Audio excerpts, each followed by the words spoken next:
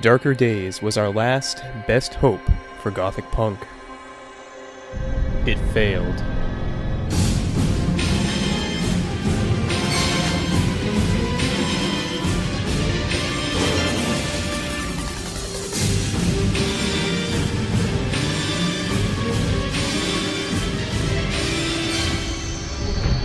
But in the year of V20, it became something greater. Our last best hope for storyteller games. The year is 2011, and this is Darker Days Season 3.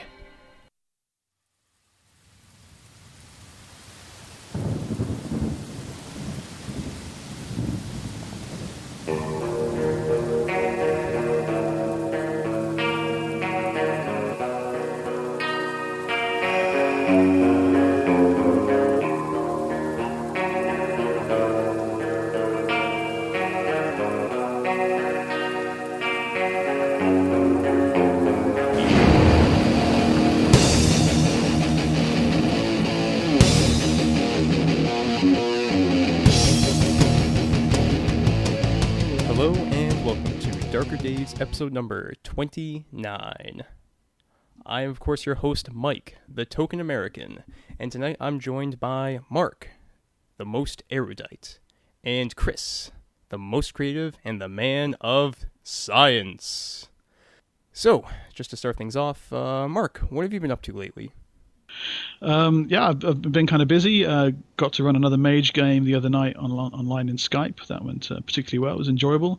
You always know the game's going well when one of your players turns to you and says, "I'm going to deactivate his intestinal flora with a life effect." Deactivate the gimp's intestinal flora to be precise.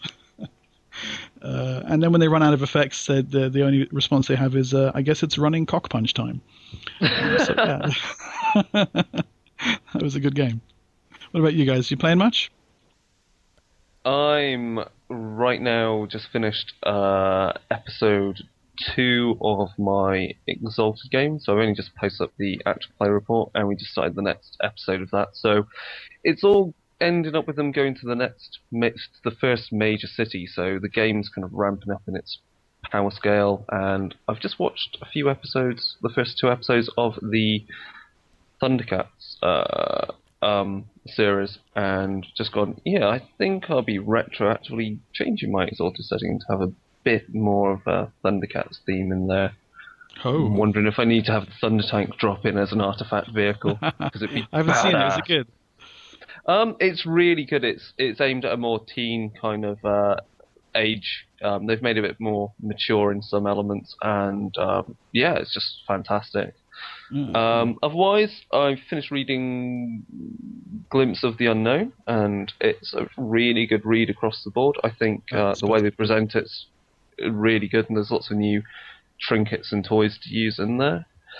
And otherwise, of course, I'm preparing for a trip to Bochum in the Ruhr Valley of Germany for a job interview. So I could be soon talking from Germany near Castle Blankenstein, which is an actual castle in that area. So that's what I've been up to. Good stuff. Well, I mean, with 2 of us in the same country, it just doesn't do. It's not on. We've got to be. No, be more we've got to go international. Exactly. Yeah. Cool. Well, personally, I've been playing a game called Changeling the Ass Kicking, and it's going to be sweet. That's all I can really say about it. The ass kicking. Oh, it's based off of Changeling the Dreaming, by the way. Okay, but with more ass kicking. Definitely. And I'll probably have to bother you guys about how exactly I'm going to make that work, but that's a discussion for another time. Well, you can't drop a name like Changeling the Ass Kicking and then say, "Oh no more." I mean, was it like the real Sheeb meets Bruce Willis, or I mean, how are you doing this? Okay, well, basically, in the in 1960s, the Sheep come back, and the commoners, they're just not gonna, bow down to these, I don't know, elves, basically. So they rebel against them and shoot them with guns because the Sheep, wow. they just have swords. Oh, cool. And there you go. Excellent. So it's a modern take from there, and it's going to be pretty cool. Probably going to be a Skype game, or maybe even a message board game or a chat game. I'm not really sure. Haven't figured out all the details, but probably not going to be a face-to-face tabletop, I don't think. Well, we should do. I don't know if there's an interest in the listeners. I've been running some Skype games myself recently, and I think it would make an interesting feature, tackling the pros and cons of that. Because while there's been a lot of it that I found much the same as tabletop gaming, the actual lack of face-to-face has come as quite a shock to me. I didn't realize how much I was riffing off that. So, yeah, maybe something to look at further down the line. Definitely. Yeah, 'cause that's something we about we picked up a bit on the differences of tabletop and and playing online. When we did the David Hill interview, because he mentioned how you can apply, Predator's Taint in different ways to fit the medium that you're playing the game through. So, yeah, it'd be good to do that, because we could maybe do an look at certain rules that just really wouldn't work away from the tabletop. So, yeah, we should look at that. Okay, we'll pencil it in. Cool. So let's move on over to the mailbag segment, and we've got one message from Adrian Stagg, actually. And Adrian has read the Changeling novels for Changeling the Dreaming, and he mentioned that he really enjoyed Splendor Falls, the short story anthology, and he thought that The Immortalized was decent. That's a trilogy which kind of goes along the same lines as an adventure series that they had for Changeling the Dreaming. He appreciated that there was like a good story. It is better than a lot of like gaming fiction where it's really just like a bad adventure, basically a bad DM adventure. So that's definitely something to check out if anyone's interested. Okay, cool. Thanks for that, Adrian. And let's move on over to White Wolf News, where we've got a lot to talk about. Yeah, nothing happening there.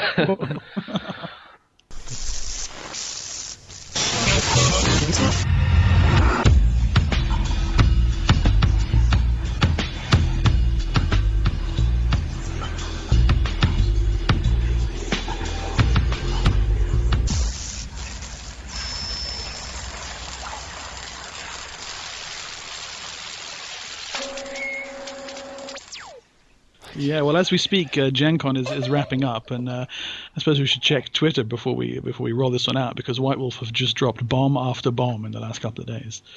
Mike, why don't you kick the ball off with that one? Sure. Well, I guess we're just going to cover everything step by step with what they announced for new products. Everyone knows that V20 is coming out. That's no secret. And they've also mentioned that there's going to be the Dust to Dust SAS Adventure being released at the Grand Masquerade. This is going to be taking place in Gary, Indiana, and if you can't tell, Dust to Dust is going to, in some ways, be a sequel to the Ashes to Ashes and Chicago Chronicles that they'd been working on way back in 91 to, like, 94. Yeah. Fantastic. I love the title. As soon as I saw the title, I was just like, oh, Ashes to Ashes sequel, brilliant. Mm-hmm. Yeah, really, really cool.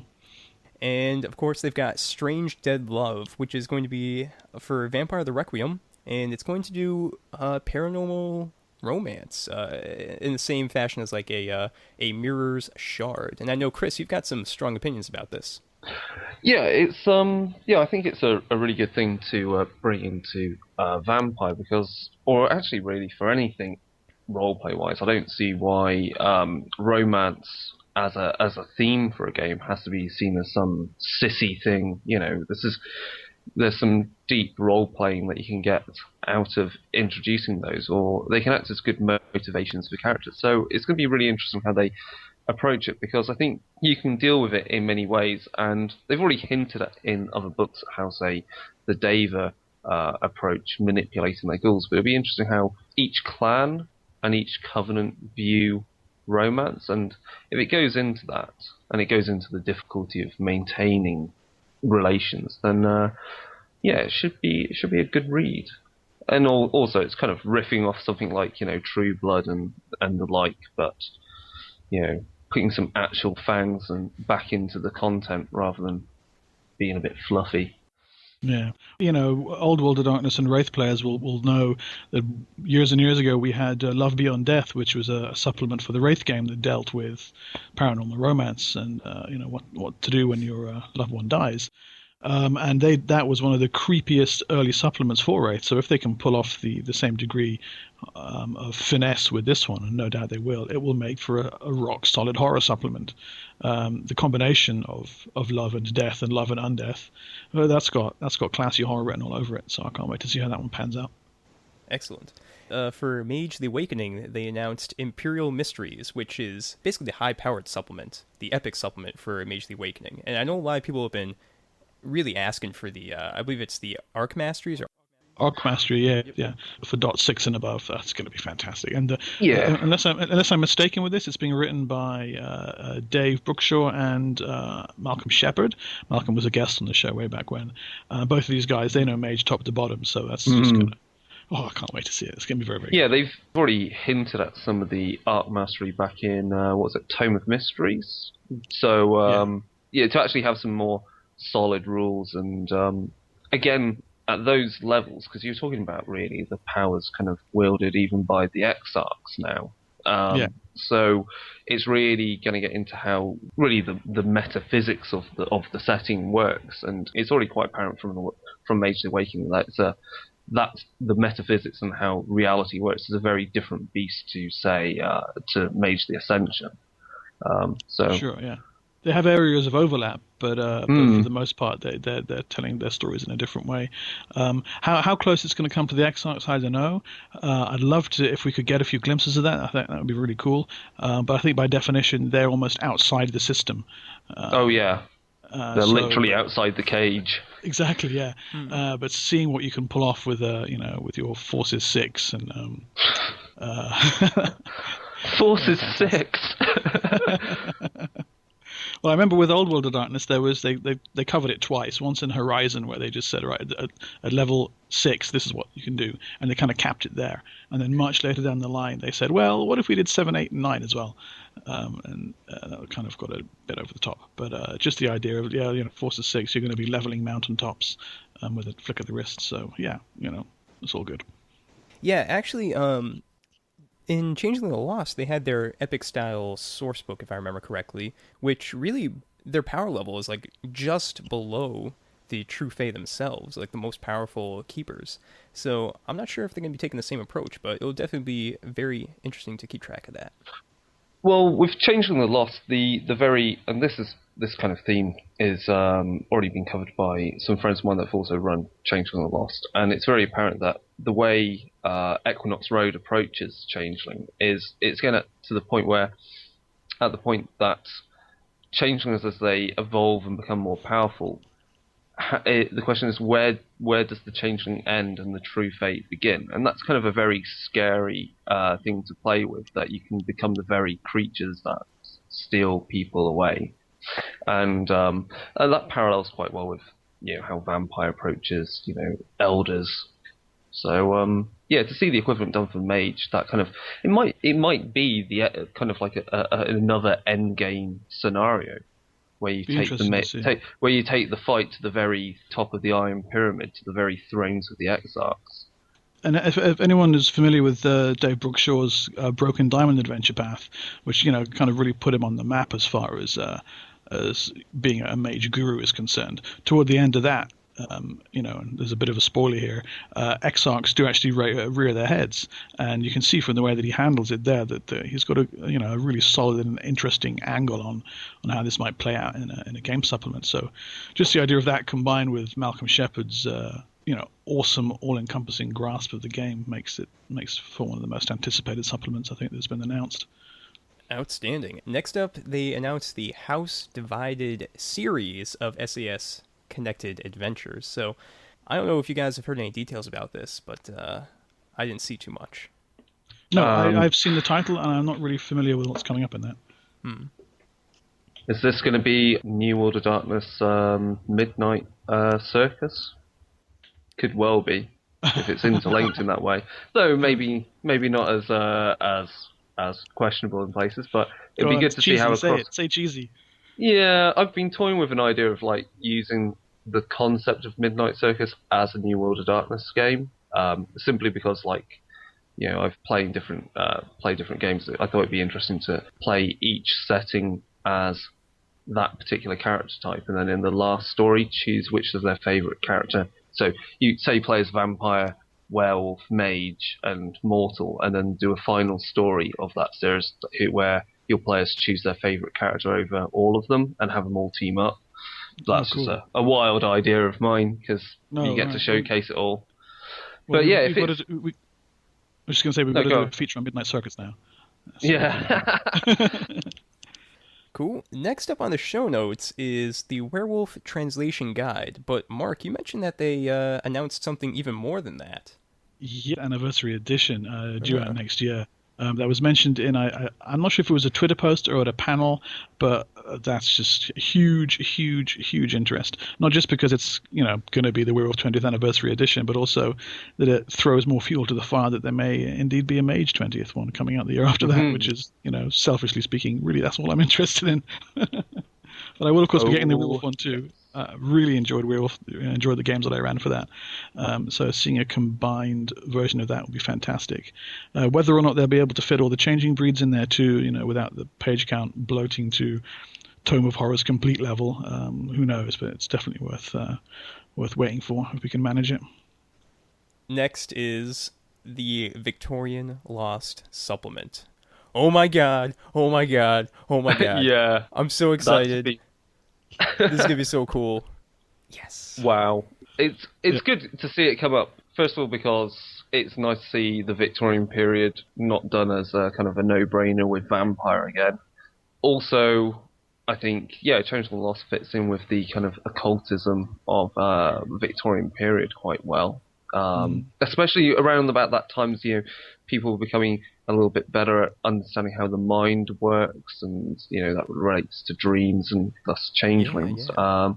And also just have a Victorian London source book is awesome for any game going. Like, you just may as well just take all the setting material there and just dress it up in vampire. So yeah, this book will be awesome, beyond awesome. That's all I can say. Yeah, I can't wait. Yeah, should be good. Definitely. And one of the things they mentioned about it is just in the little blurb that they gave the fans, this is a time where people actually, believe in fairies, because there's those little girls who were taking the photos with the little cutout fairies. Right, yeah. So it'll be very interesting to see how they approach that, because they had New Wave Requiem, which kind of approached a time where vampires are very close to the limelight, I would say. They very close to their masquerade breaking. So I'm curious, if they're going to approach something similar to that, where it's very possible that people will learn what fairies are or what the changelings are, or if they're going to take it in a very different direction. And it'll definitely be a product to watch for in the future. It'll be good because it's really setting the standard now for the fact that they've brought out what now? How many? 3, 4? No, they've got New Wave Requiem. They've got Mage Noir. They've got Requiem from Rome. So what next? I mean, I was kind of just musing to myself. Well, they haven't done the obvious no-brainer there of doing Dark Ages vampire, but maybe Dark Ages something else. Make werewolves the main focus of that, or hell, even Promethean would be kind of good. I think werewolves could work really, really well with the Dark Ages supplement, but you'd have to work so hard to set it apart from the modern one, Yeah. And if the old World of Darkness, Dark Ages werewolf has a failing, it's that it wasn't different enough from the modern era. Yeah. I mean, I'm kind of particular on which version of old school Dark Ages Vampire the Masquerade I prefer, which was actual Vampire the Dark Ages rather than Dark Ages Vampire, purely because of the time when it was set. It was actually in the Dark Ages. Yes. So yeah, or even I don't know. It's just good to see more of these historical things. I mean, Geist in a historical setting could be amazing. So yeah, we'll see what they do. But yeah, Victorian Lost. Cool. Get it. Yeah. I will do. And next up we have Secrets of the Covenants, which appears to be a clan book style of source book. So it's going to have a lot of the in-character narration explaining everything. So if you're looking for another one of those books, here you go. I think it's good. That's going to address certain problems. Again, I keep seeing people complain about Vampire the Requiem. Well, we'll cover this. Lacks meta plot, and it's just not the type of game they want. They want all that background, and so maybe this will put some of that setting, the idea of how the politics works, and put it more into a, rather than discussing the politics, is more showing how it works through stories. So hopefully they'll put some more flesh on the bones there for the people that need it. I thought the Covenants were, for me, some of the most innovative ideas in Requiem. The cross clan familial elements of it. So I'm really quite interested to seeing those fleshed out more deeply. Mm-hmm.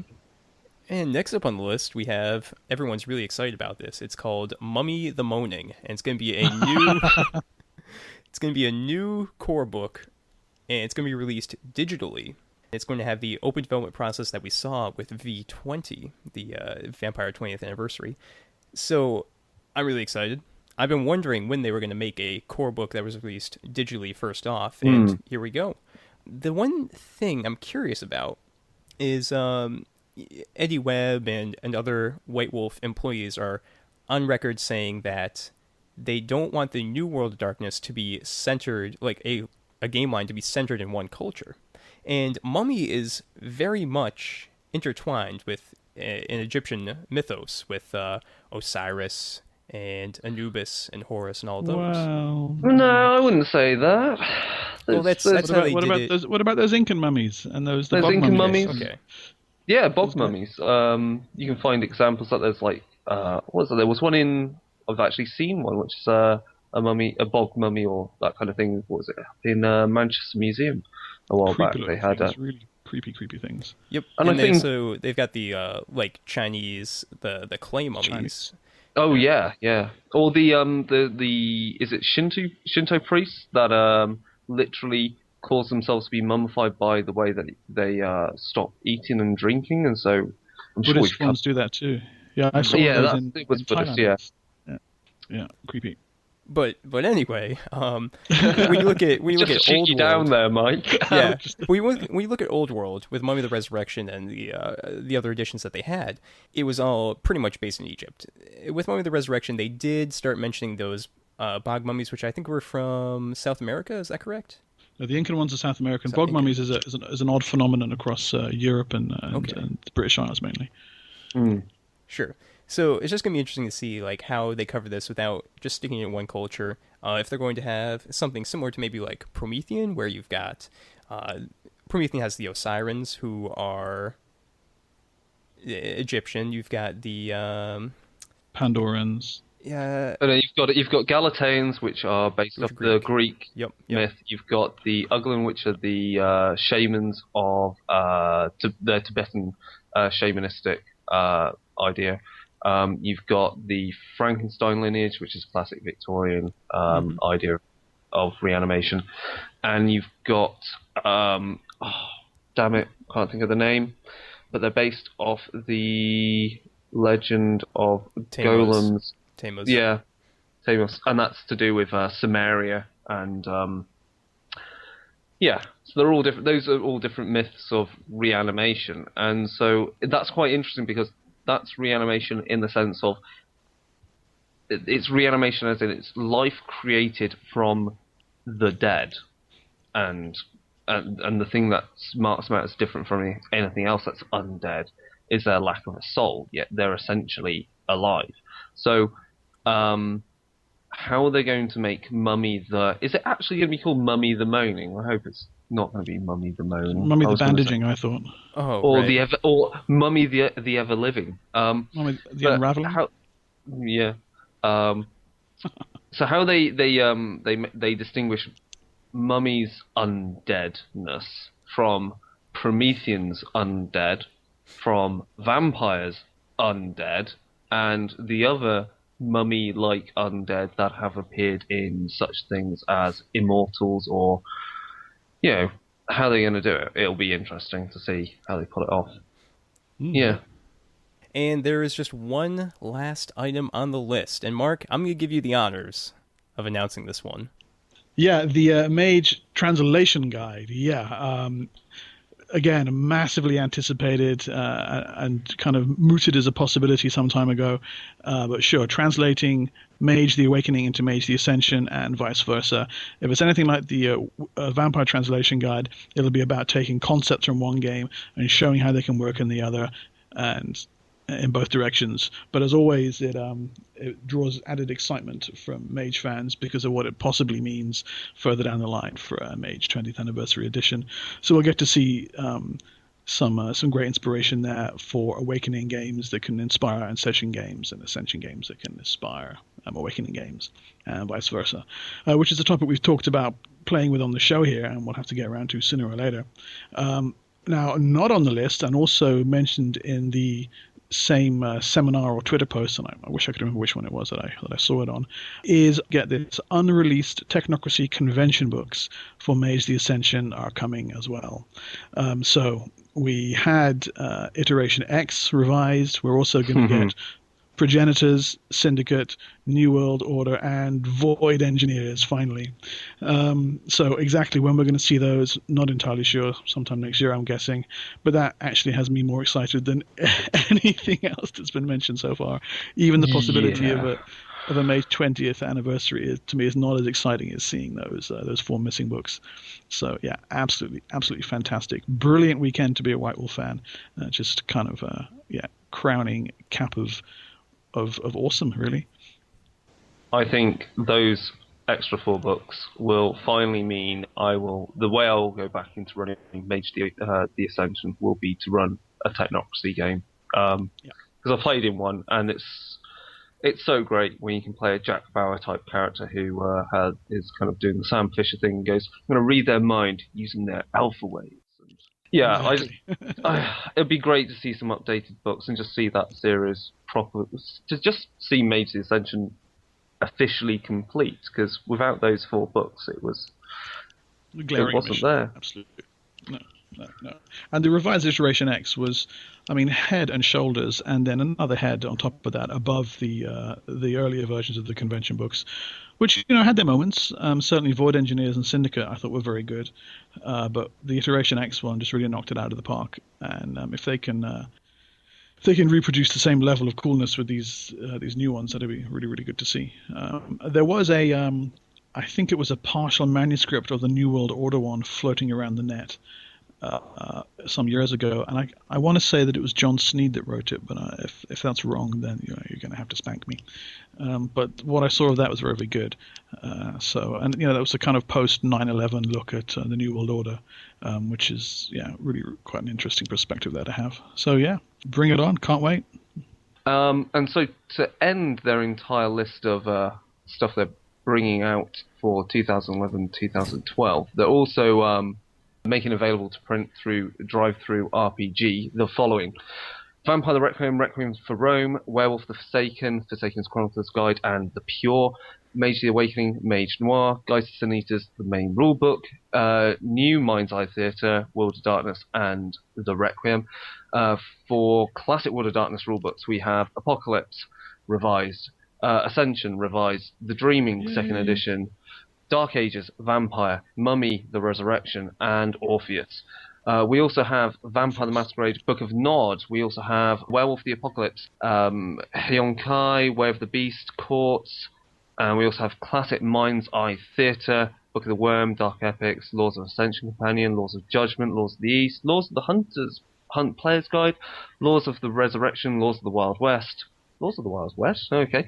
Shining Host and Shining Host Player's Guide. So they have now epic tons for you to print on demand. Brilliant. So again, White Wolf not only just forging ahead with new material, but also forging ahead by making all their old stuff available, which is good. Yeah, exactly. I want to call it an innovation. It's not. It seems to me kind of common sense, but how many game companies just once the edition is dead, they're like, no, sorry, that's done. We don't play that game anymore.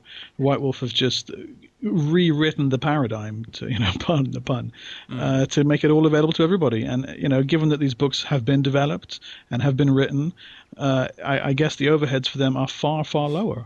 So it's got to be a money winner for them, and Well, for the fans, it's fantastic. especially with I think we were talking about stuff to do with print on demand. That does not Drive Through RPG now have a printing location in the UK? So as that network expands, books just become more and more available, and especially if they being available digitally makes it easier to have digital translations of these books for other languages, because it's not feasible to get everything translated for every language and have them all printed there for you, but to have the digital ones and printed as you need them, that's it's brilliant. So yeah. And it's clear people are still playing Old World of Darkness. It's more than clear that New World of Darkness isn't going anywhere, but some of their books have gone out of print, and it's makes it so much easier for a fan to be able to get hold of a book, Requiem for Rome, or Tome of Mysteries is out of print now for Mage, so seeing that come on print on demand would be great. Laws of Ascension Companion, I heard you mention there. It took me ages to find that damn thing on eBay, but now there you go, a couple of clicks and it's delivered to your door. Fantastic. Really good. Mm-hmm. Well, there's just one thing, and Mark, you said that game companies typically come out with a new edition and then just forget about the old ones. Well, on this list, bit of a conspiracy theory here, there's no Vampire the Masquerade Revised, is there? I wonder why. Yeah, well, this is. I wondered about this the other day. Someone made a passing comment about it on RPGNet, saying, "Well, it's a bit of a conspiracy just to get you to buy the Vampire the 20th anniversary, edition core book, and thereby have all these print-on-demand books to supplement it." I thought that's not a conspiracy. That's just common sense. Why would they not make all of their Vampire the Masquerade line available again through print-on-demand with a PDF core book and maybe a print-on-demand V20 core book if that ever becomes feasible? It should makes perfect sense. This now, V20 then becomes the perfect Vampire the Masquerade core book with which to supplement and support all these various other 13 odd years of product. Indeed. And new ones coming out too. Yeah. Great. And with that, I think it's time to move on over to the secret frequency. It's under the stairs. I want my mom. Okay, secret frequency. Yes, today we're going to be taking a look at one of the strangest locations on the planet, Denver International Airport. Now, we stumbled across this one a little while ago, and the amount of weirdness that came spewing out of the computer at me when I was researching it was just almost unstoppable. It's more a point of what are you going to leave out rather than what you're going to put in. A little bit of background then on Denver International Airport. It was built in 1995. The territory that it occupies covers 53 square miles. They replaced the old runway there completely. The new one, however, has less runways, no discernible new technological advancements, and is 19 miles further away from Denver City than the previous one. Not surprisingly, conspiracy theorists have gone nuts over the place. There is an immense fueling system on site. There are tunnels that run beneath the place that are big enough to drive trucks through, set on, as I mentioned, vacant land twice the size of Manhattan. From the air you can see these huge ventilation systems that are big enough to swallow an airliner whole. Now, so it's a large airport with an overabundant infrastructure. Okay, well, it starts to get weird after that. Seen from the air, there are those who argue that its runways are shaped like a swastika. As you approach, one of the first things that you see is a 32-foot tall statue of a horse, a 6-ton monstrosity that cost $300,000 to make. When it was being made, the sculpture fell on its sculptor, sliced an artery in his leg open, and promptly killed him. It's a rather scary-looking object with big glowing red eyes. The original plan apparently was, I kid you not, to have this giant sculpture of a horse shoot laser beams out of its eyes. This was found to be, I don't know, either too impractical or just too damn insane, and instead it has glowing red eyes, and this is a quote, so that it can ward off evil spirits, a good thing to have at an airport. There was one interesting video that I saw on the internet where a guy postulates that it's the same horse that appears on the cover of a related book about time travel. quite what that link is supposed to suggest. I'm not entirely sure, but an effigy of a laser beam shooting time traveling horse in front of your airport, that's just got to be good. There's a really interesting expose or investigation or fantasy, whichever way you want to look at it, by Jesse Ventura, where he's investigating the secret bases and government shelters that are supposedly being built all across the United States of America right now. And not surprisingly, he tags Denver International Airport as one of the main central hubs. The airport itself went, perhaps not surprisingly, way over budget. Its construction, they moved a third of the amount of earth that was used in the Panama Canal. And he was able to get in contact with a secret bunker architect who more or less came out right and said, yep, Denver International Airport hides the biggest secret government bunker that he's ever worked on. Once you get inside the airport, it's a maze of intertwining corridors, runways, and passageways. It has some of the strangest murals and artwork that you will ever see either inside or outside of an airport. These have been accused of being evil, signs of Satanism. They're made by a Mayan artist. There's one of them that's been accused of showing the birth of an antichrist, and again there was a really fascinating expose on this that says the picture includes a satanic penguin, complete with an apparently phallic name tag. The baggage handling area, when seen from the air, is also phallically shaped, and having looked at pictures of that, you can't really argue with that actually. But admittedly, these accusations do come from a man who calls himself the third eagle of the apocalypse, so you kind of have to take that under advisement. A number of other murals in there focus very closely on global destruction and genocide, and a link to the Mayan 2012 calendar rebirth theory. The genocide mural, which features lots of dead babies, has apparently been painted over in recent years. I can't think why. There's a fantastic statue of a gargoyle exploding out of a suitcase, which is really one of the creepiest things I've seen in a long time. The dedication plaque for the airport is covered in Freemason symbols, and the dedication stone dedicates the airport to the New World Airport Commission. Investigations later revealed that there was no such thing, and further investigations after that revealed that in fact there probably was, but it wasn't anything as exciting as people hoped it would be. The same plaque has an emblem with the symbols AUAG, which, any sane, rational person would say stands for gold and silver. No, apparently AUAG is also a common abbreviation for Australian antigen hepatitis, and given that the symbols appear right in front of the mural about genocide, it's been concluded by some that this is a coded message revealing the imminent bioapocalypse that is about to be unleashed upon us by the New World Order. The true purpose of Denver Airport, it is suggested, is nothing more than a safe house for those who have managed to get themselves onto the New World Order's golden list.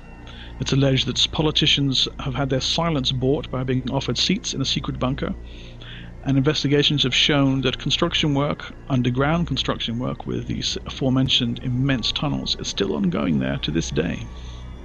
Enough weirdness at Denver International Airport to fill an entire episode, a brief few highlights there. So how are we going to make use of this in our New World of Darkness games? I'll throw out just a brief handful of ideas and then cede the floor to my learned colleagues. Seers of the Throne, of course, have their possible names written all over this, and I thought it would be interesting if the geometric construction of the airport was meant to house nothing less than a fallen exarch, someone who'd come down into the fallen world and been captured there, his very presence seeping into the construction work that goes on around him, corrupting it subtly through unseen influence. For Promethean characters, Denver International Airport makes an ideal destination or passing through point, as a whole new creepy element to the road trip aspects of that game. It occurred to me that the airport could itself be constructed on purpose, a trap laid by the Aratha for wayward spirits for transportation. The runway designs are clearly actually spirit glyphs that lure and trap the spirits, turning them to the use of their captors. Or finally, maybe the airport is sentient and is masterminding its own growth. Perhaps it siphons off a certain percentage of passengers every day or every month for its own sustenance. There's a YouTube video of a guy showing you a side route where you can get around the security cordons and go through a much faster passage that gets you to your gate much quicker. What if that guy isn't even real? What if he is just the airport projecting its consciousness onto YouTube to draw in fresh victims to this supposed fast route that leads nowhere? I don't know, guys. What did you make of this one? I, for one, welcome our new airport overlords. Yeah, there's a lot of funky stuff here.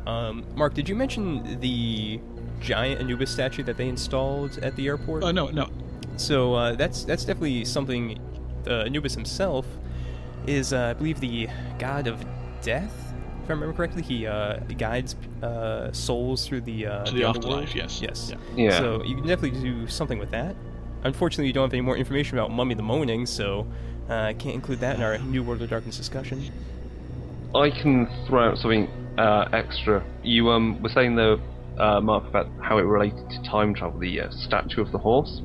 Yes. And this is where it gets crazy, because I have actually, before we did this, in the weeks and weeks we were waiting to do this one, read up on some of this, and it gets completely messed up with other things. So where it comes into time travel is apparently the horse is similar to this book cover called the Montauk Project.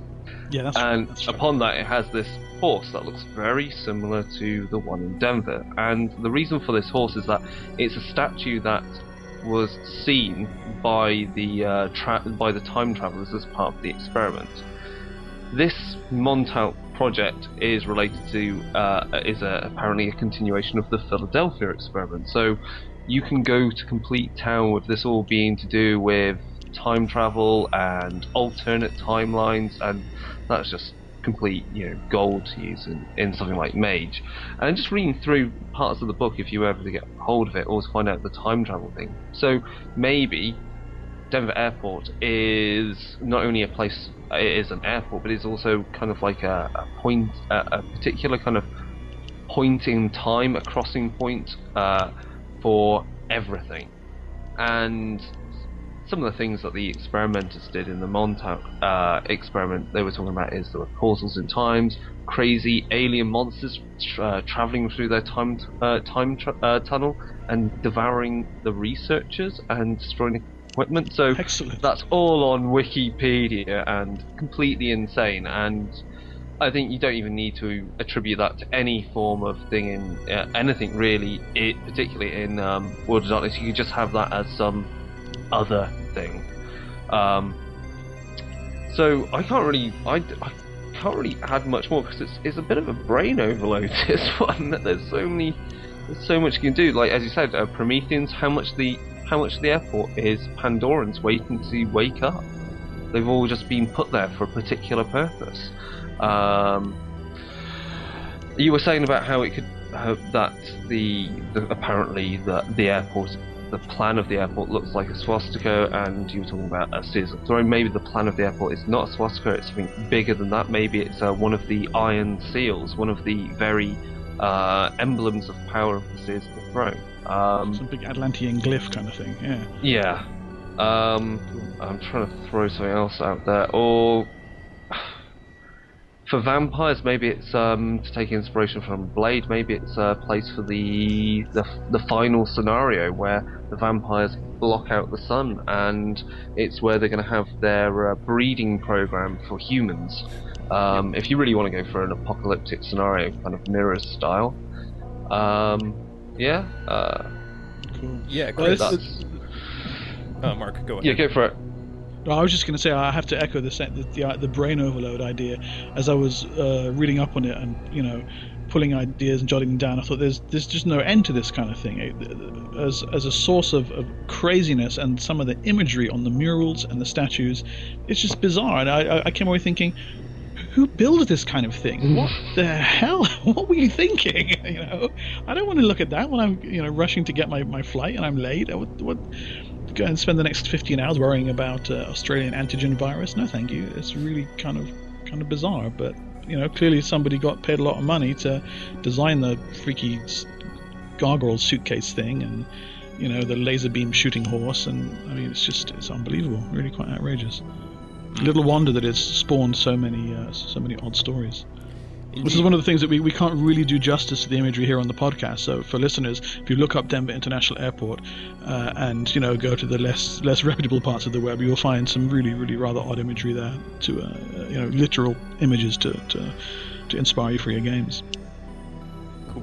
So I was also thinking about for Vampire the Requiem, if you want to crank it up to like tier 3, you could have vampires using the underground tunnels for whatever devious plans. Chris, you were kind of touching upon this with the human breeding program, which is another very tier 3. You know what, I'm going to call it a tier 4 idea right there.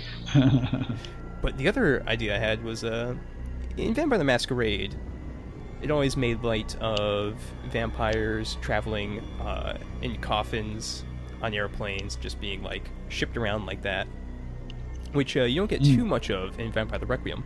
So if you are a kindred, you do not want to be stuck in this airport. I'll just say that much. And you could have a very interesting adventure of kindred just trying to survive a day to get to their next flight or something. That could be very fun to do. That'd be brilliant. Yes, it's so far away from 25 miles away from Denver itself. It's if you don't have the transportation, you really are stuck there. If you happen to be one of the undead who's well, maybe you literally are one of the Gargoyle clan who's fallen out of a suitcase. I don't know. I think it would work really well. You could have an entire session or two based around finding a feeding niche inside Denver International Airport, and then ideally moving on from there, or perhaps not. Perhaps you want to have a coterie of vampires who decide, no, we're going to claim the airport. That's why maybe that's why the tunnels are there. A set of vampires have moved in. There's a continual stream of passengers coming through all the time. There's fresh blood all the time. People coming, going. Nobody's going to be missed by if one or two get picked off here and there. Maybe they missed their plane. Maybe they didn't turn up. It is almost an ideal location for a hungry group of vampires to set up home, and with the right amount of influence and resources. Sure, why not build massive truck-sized tunnels? Go for it. Works for them. I can see a bunch of Nosferatu vampires organising it properly, so they actually ensure vampires going through there have the correct papers, just so they can have a reason to do some form of boon taxation on other people to get favours when they travel around the rest of the country. That would be kind of weird. You go in there, have you got the right papers? And you look at this ugly dude, and it's like, should I? What do you want? Well, when you go to New York, I need you to kill this person for me, because I've been asked by someone on the other side of the country to do it, and I'm not going there. You are. And what are you going to do to me if I don't do it? You won't be getting on a plane, and we can put you out in the middle of the desert. Okay. Yeah, that would be really funny. And yeah, as you said, Mike, a day in the just a whole story just where it's really tight within the few hours that you're in an airport and having to survive. That would be really scary. you could have an actual timer. You've got 3.5 hours till your flight. And put a little stopwatch on the table. Click, there you go, and try and do something. Sort of real time. Hard to do within the context of a role playing game, but it could make for an interesting little artifice for a one-off session. I knew one guy who ran I've always wanted to run a game where half the group are in a submarine and the other half are on an oil rig up above, and you separate them into different parts of the house and give them walkie-talkies each. And I was talking about this to one of my players, and he said, "Oh, I was in a game where the storyteller did that, except we were all in the submarine, and he's in the middle of a game. He says, right, now your characters are getting to the submarine." And then he stood up and went over to the side of the room and opened a closet, and there were 4 chairs inside the closet. And he made the guys got in with them, shut the doors, and he says, right, it's this size. Now we're going to stay in here for 2 hours on the submarine mission. And ran the rest of the game inside the cupboard. Which, I don't know if I could get away with that, but it sounded like a crazy idea. Okay. Yeah, awesome. So, is that it for the secret frequency? Yes, I now have a burning desire to head to Denver International Airport and stroke the gargoyle. Not sure I can get away with that, but I'll give it a go. Alright, so let's hop on over to the old World of Darkness segment. Classic World of Darkness.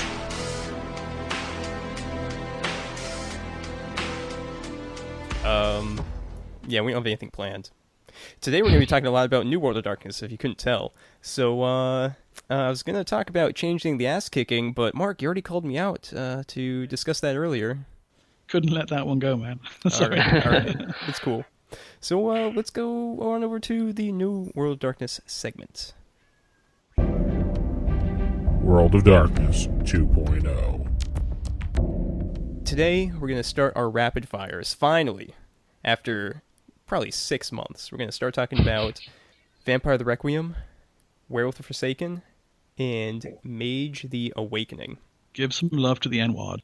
Yep. And I've been trying to think about how we could like divorce the old World of Darkness from the new and just really focus on them. And honestly, we're not even going to try. There's going to be a lot of comparisons in here because it's really the evolution of the same system. It's long been a sort of policy on Darker Days that we don't compare and contrast them too much. We certainly don't try and get into arguments about which is better and what have you. But we're all big boys, and I think if we're going to talk about one and the other, it's about time we had a frank look at how they compare to each other. And your standard disclaimer is we're not trying to big one up over the other, but each has its advantages and pitfalls. And we're going to take a good, solid, in our opinion, honest look at them and see what we thrash out. Sure. So, the new World of Darkness came out in 2004 at Gen Con with the release of the World of Darkness core rulebook and the Vampire the Requiem core rulebook. Why did they make the switch? White Wolf has touched upon this. I have written here flagging sales, but that's not really true. They saw that their products were getting stale, and the only way to pick things up again was to make another edition of, say, Vampire the Masquerade and Werewolf the Apocalypse. And that's just getting boring, to be honest. And they're just making people pay for the same material all over again with just a few tweaks. Really, they just didn't want to have to do all this again. So they decided, after a lot of meetings, to make a new setting. For Vampire, this became Vampire the Requiem, which itself is fairly similar to Masquerade. The core concepts are close enough, yeah. Yeah, definitely. Yeah. But there's some real interesting innovations that they made. For example, they came out with the World of Darkness core rulebook, which gives you the rules to play mortals. This is very good because a lot of Chronicles now, you begin as a mortal and you have the full rules for that, and then later on down the line, you become one of the supernatural creatures, be it vampire, Promethean, mage, what have you. And since all the books now kind of build off of the same core rules, it's easy to have those mixed groups if you want to have a crossover kind of game, which you really couldn't do in the old World of Darkness. I don't think Changeling did have aggravated damage. Some games didn't have like aggravated, let's say. Yeah, Orpheus didn't. Others would have, they might not have lethal. There's a lot of like strange differences. Bashing only came in during Revised, I think, in many of the game lines. Yep. Or they'd change which skills were available. So, like Orpheus, because it comes towards the end, got rid of dodge. And that's now something that's incorporated into V20. Is V20, that dodge is rolled into athletics. So yeah, there were tweaks like that. Between each of the games within Old World of Darkness, there were individual tweaks, whereas New World of Darkness unifies them at their very heart. Got a strong baseline, yeah. And another reason that to kind of pick up on what you mentioned about stale products, they had a fairly continuous development cycle over 13 years with very little reproduction of the same book. You did have it a couple of times. You had Book of the Worm, 1st and 2nd edition. You had Book of Madness, 1st and 2nd edition.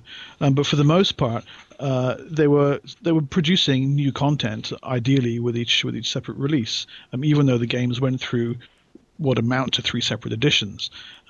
So eventually, after 13 years in the case of Vampire, you are going to start to run out of fresh topics.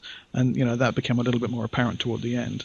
But a flip side of this is that if you're a new designer coming on board, or if you are, maybe you were working on the Werewolf line and you've been assigned to work on the Mage line or the Vampire line, all of a sudden you've got a decade plus of information to take on board, and there's a lot of homework to do there, and that's in no small part due to the meta plot centric nature of Old World of Darkness, the interlinked aspect of one game line had its own continuing story, and in some cases, many cases, I suppose, it crossed over with other game lines. So you're not just looking at what were the last dozen years of Vampire like. You've kind of got to see, you've got to go and learn about Samuel Haight and Seventh Generation and and the Croatan and all those guys. So with New World of Darkness, that's more or less removed. The idea of an ongoing meta plot is not really as prevalent. The rules, and we'll come onto this in a minute, the books are more toolkitty, so you can come on board as a new designer or developer and not have to know what was written in the Succubus Club first edition back in 1992 or whenever it was. Old World of Darkness's meta plot was very much focused around the millennial fever, that fear that at the turn of the millennium and just after, we were going to have some form of apocalypse, and we'd got there and gone beyond in real life, and so it's very hard to maintain that feel when in real life we've gone past that, and also just keep perpetuating that the end is coming and the end is coming, and keep putting up signposts like 2 miles to the end is coming, and then you're like 1 mile from the end is coming, and then it's still Half a 1 mile. mile to the end is coming, and you're like going, I'm sure we've passed that signpost ages ago. Surely the end is somewhere.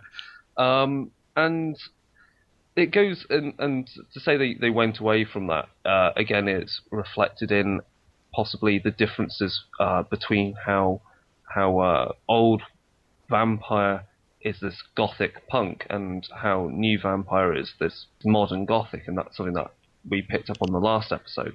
I think it was the last episode, with gothic storytelling and what that really entails. So, they had to break away from the old, and they really had to stop pressing the reset button on each edition.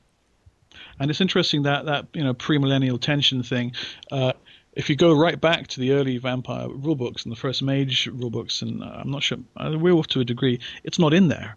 Gehenna barely gets a mention in the Vampire the Masquerade first edition, and it's not really an element in most of the first edition versions of the Old World of Darkness books. But as the millennium got closer, it starts to crop up more and more and more and more, and becomes worked into the game line.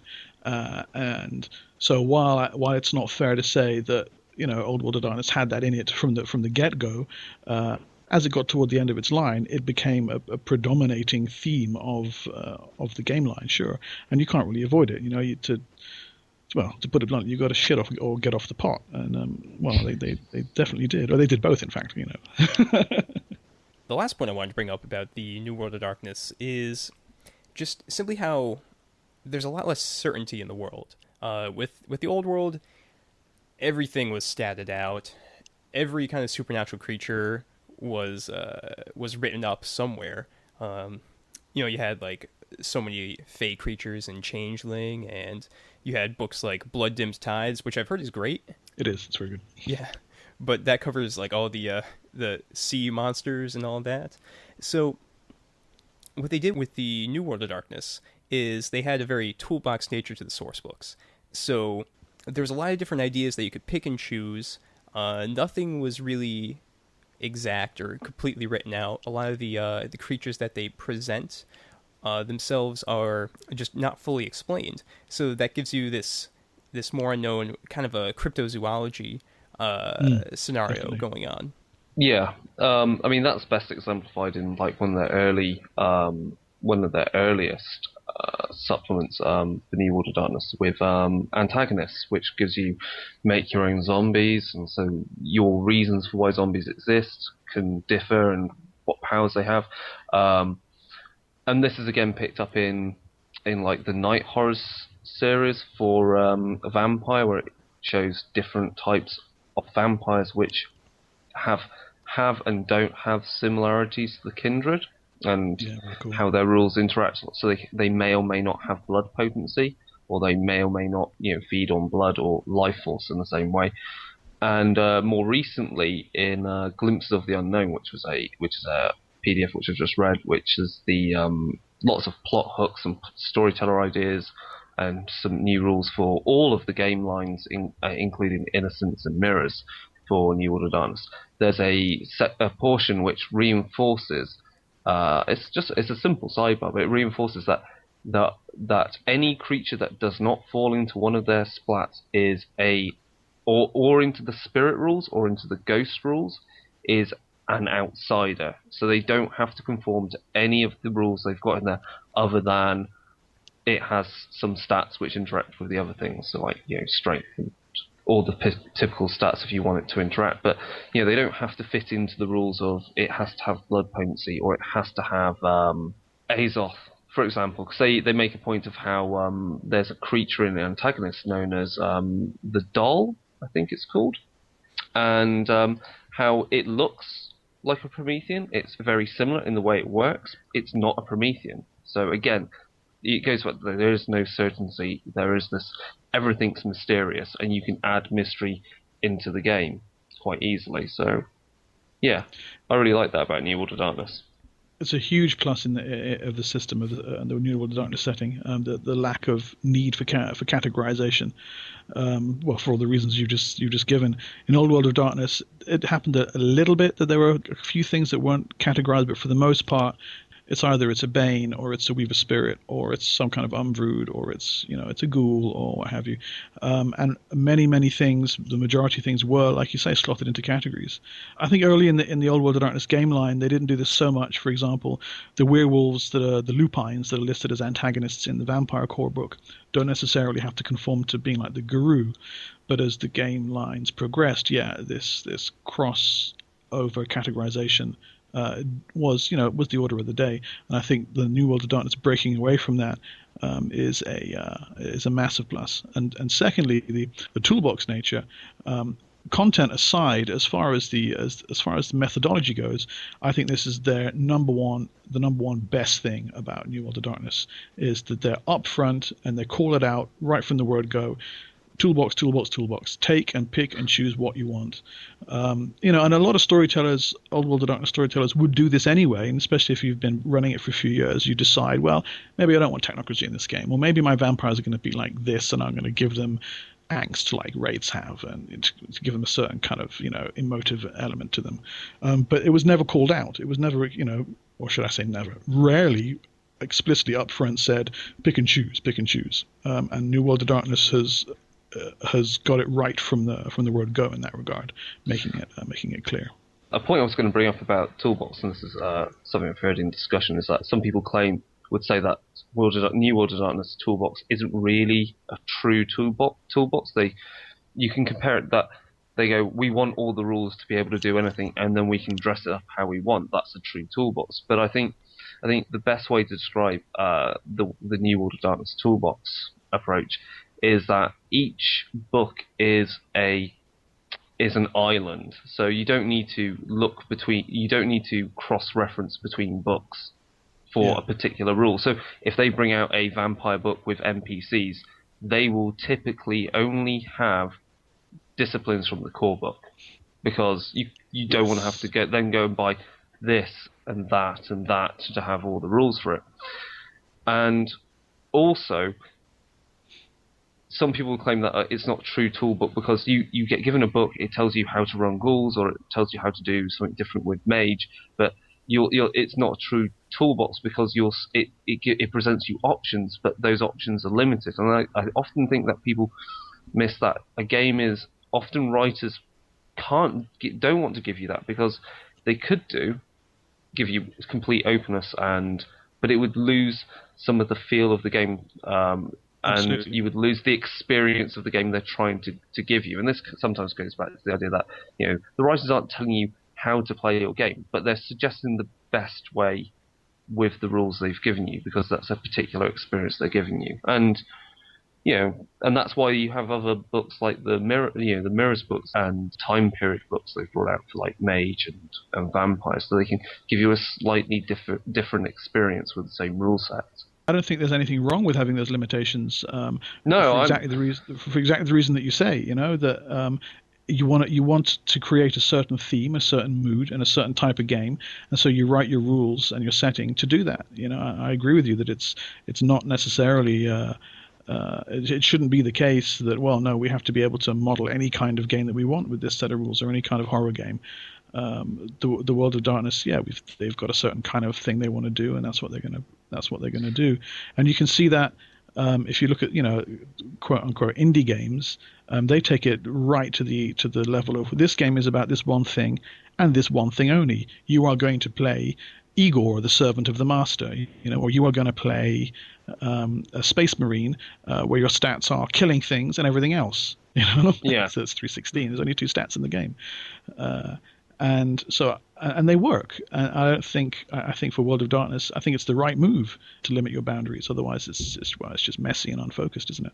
And that's really a good segue, Mark, over to the kind of mechanical differences. So basically, the new system is pretty much like the old system. When you have a challenge of some sort, you combine a skill plus an attribute, or actually, I remember the first time I was reading the World of Darkness core book, I was really surprised about combining just 2 skills, and you just count up the number of dots, that's how many dice you roll, and it now has a fixed difficulty of 8 or higher for a success.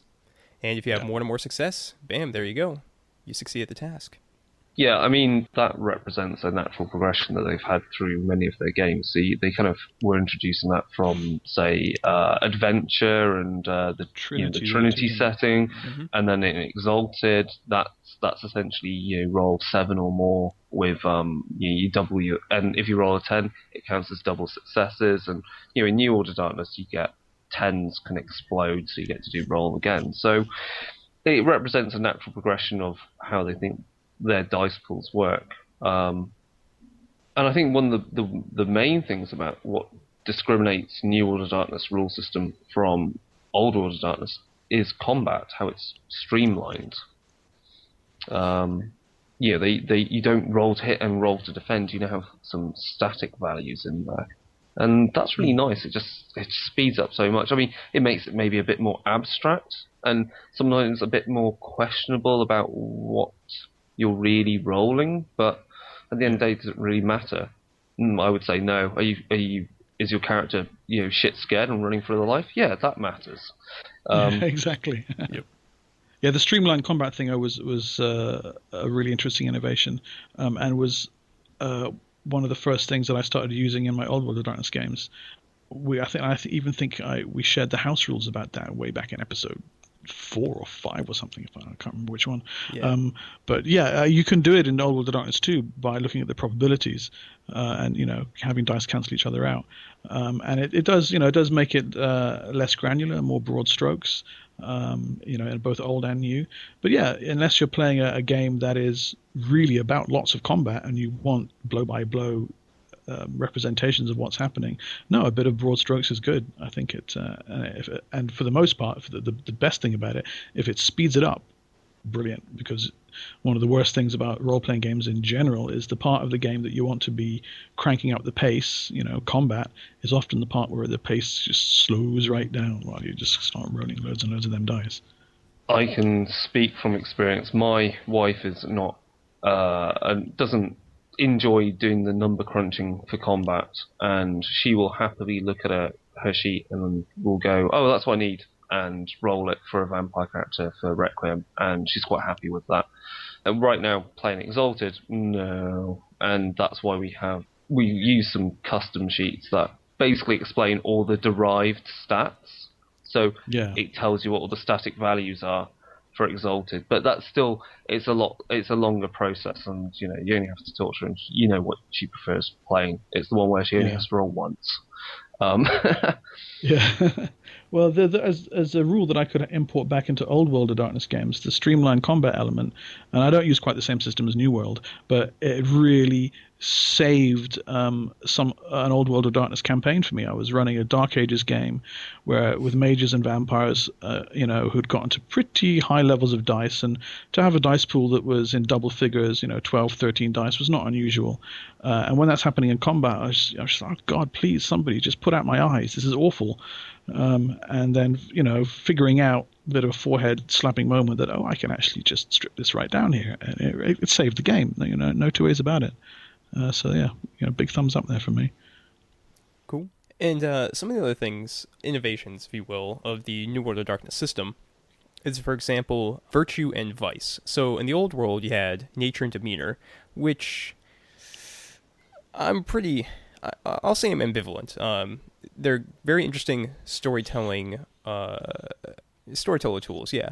And they're good for giving you kind of an idea, a stereotype to work off of.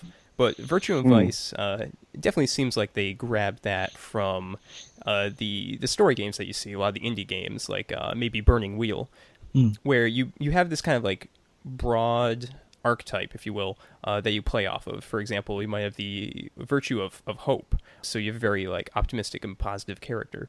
And the vice could be something like greed, so they just like take things from others. And there's also some mechanical kickback from that, where if you follow your vice, you can kind of quickly like grab another willpower from that if you play in character. Yeah. Your storyteller might give you something, which they kind of had with nature and demeanor, but I think it's just a lot more pronounced, and it's a lot easier for the players to get into their characters that way. Also, if you roleplay to your virtue for a scene, you get all your willpower back. So the nice thing about that is it shows you that it's kind of like which is easier, the light side of the force or the dark side of the force. Yeah. And cool. you know, if you need that willpower back quickly, and you're not you're not bothered by, you know, doing something horrible like, you know, kicking the hobo because he's in your way, then and because you want the money off him to pay off someone, then fine, you know, because you just need that. Basically, or the best example of that is for say a vampire. Are you going to go with a quick fix, or are you going to and feed on someone, or are you going to, you know, choose the higher road? And I really like that because it emphasizes just how easy it is to go into a downward spiral. Yeah, definitely. Personally, I do prefer nature and demeanor, but what I do like about the virtue and the vice is this, you know, different grades of willpower recovery. So I house ruled that straight away into my Old World of Darkness games with the strength and weakness elements of each nature and demeanor has a strength and a weakness. And I thought, right, strength will get you more willpower, weakness will get you a quick hit right away. So yeah, it's a good innovation, and I think like you say, the light side and the dark side. Whether you use nature and demeanor, which I think were reintroduced into New World of Darkness in Mirrors, was it? They had them in there, or whether you use Virtue and Vice, that, you know, high road, low road moral choice is a real strength of the game system. They have something like natures and demeanors in, I want to say, Dance Macabre. Is that right? Yeah. Well, one of them they have in there again is kind of like useful archetypes to help as a tool for a player to figure out how they're going to role play. Yeah, I can't remember if it was Mirrors or Dance Maker. It was one of those kind of you know, new options books. I forget which one. And real briefly, the other big mechanical innovation, I guess that's the word or phrase of the episode, is backgrounds and merits have now been put under the aegis of simply merits. So it's going to contain, for Vampire, your eat food merit and basic things like contacts and allies, and those have either a specific dot cost or a range, maybe like 1 to 5, for example, for contacts. And they also took flaws and made them into a story-enhancing element. Thank God. Yeah. That was maybe one of the greatest things they did for just changing the way that system worked, because it really stops min-maxing. Because that was one of the things you could do. It was like, I want an extra dot here, so I'm going to take as many flaws as possible without really having a proper reason for them, just so I can pump all my dots up. And addiction now, to caffeine. Yeah, and now if you want a flaw, oh yeah, have it. But the only bonus you're going to get is if you roleplay to it, and you roleplay in such a way that it's a hindrance to you, yet you make the most of it, then you're going to get experience points. And that's how it should be. That's brilliant. Yeah, you could see them moving toward this with the adversarial backgrounds in Old World of Darkness toward the end, where backgrounds and merits, the lines between them, you know, they start to blur. Like you say, it becomes a range of how many points you want to get for this. So yeah, I think an interesting and a logical move to just merge them, because I mean, I think in Old World of Darkness they cost the same anyway, so there was nothing really to separate them out. And just real briefly as well, the New World of Darkness has its own line of books, which the Old World kind of had. You had such gems as Midnight Circus and Blood Dimmed Tides that we mentioned earlier in the episode. Gypsies. Gypsies. Yeah. Mafia. I think that was as well. Mafia's a really good one. Yeah. Hong Kong. That's quality. Demon Hunter X. Yeah. But in the New World, Combat. Sorry. They have these new source books, which are all freaking awesome. They're all freaking awesome, and they all apply to the other games, and they really set this baseline atmosphere that you can use in Vampire, Promethean, Geist, all of them.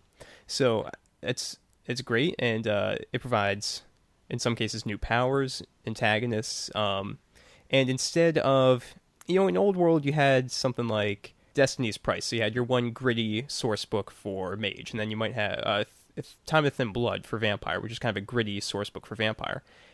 And in this case, they kind of just merge those all together into a new World of Darkness source book, one of the blue books, if you will. Exactly. They're very It's good. like a good example of that. Well, maybe it's a better example and shows where they were, as again, how the blue books have evolved. Book of Spirits. Initially, there was they brought out Werewolf, which introduced spirits, and again, that's one of the unifying things of New World of Darkness is the rules for ghosts and the rules for spirits. They're the same across the board. So those antagonists operate the same for any other game you run. So you see that with the Promethean and their Quashilim, which are another type of spirit. But so in Werewolf they had Predators, which is a book of more spirits. They had in Mage they had their form of spirits, and they brought out Night Horrors, Summoners. wasn't it? They've got stuff in Night Horrors as well, but Summoners is again spirits in astral realms rather than in the shadow. And then for the blue book is Book of Spirits, and that opened it up to everything. So you also introduced they had like a bloodline for vampires that had a discipline that allowed them to interact with spirits, and again to show the mystery element in the book, the Covenant book for Vampire, Circle of the Crone. It gave you 3 ways that the Crone interacted with spirits. That everything they had was a pack of lies and didn't actually work, or they partially knew the truth, or they completely knew the truth. So every time you could play Vampire with them, you could change how well they interacted with spirits. And it just meant all other books you could just dip into and pick what you needed and pop it into another game. So yeah, the blue books are just all great. I think going back to the way they didn't pigeonhole everything, they also introduced in the book Second Sight, which allows you to do, for a Mortals game, introduces things like psychic powers and develops more upon cults and kind of Cthulhuid kind of creatures and how they can give strange mutations and powers to their mortal cult members. And it reintroduces the idea of hedge wizardry, which was something that Old World of Darkness had. But again, it was trying to get the idea that not all magic is awakened magic. There is other magic that works and operates on its own rules.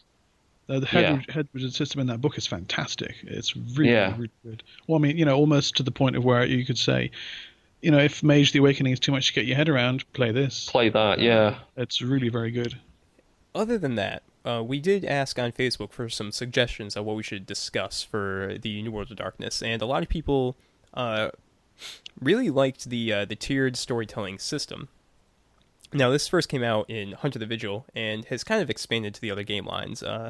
Specifically, with Vampire the Requiem, we had the Danse Macabre source book not too long ago. And we also have it in the tiers in Geist, where Geist really shows how you can build these mythologies which start off at tier 1, so kind of crew level, and they slowly grow as you gain more followers. So, yeah. Tiers are good. Yep. And what the tiers are, it basically separates your gameplay types. So you have like low-powered, medium-powered, and high-powered. So in Hunter, you had the cells, which is just a couple people. You had the conspiracies were hundreds, and then in between those was compacts, which was just like a dozen hunters, and the people supporting them. Why didn't developers think of this before? What it does is it gives different rules for each level of gameplay. So not only do you have your storytelling feel, but you also have the game mechanics reflect that, which is just great. I'm pretty sure, unless I'm mistaken, it first cropped up in Unknown Armies, actually, which is a fantastic horror game. It's not White Wolf, but it's very, very, very good.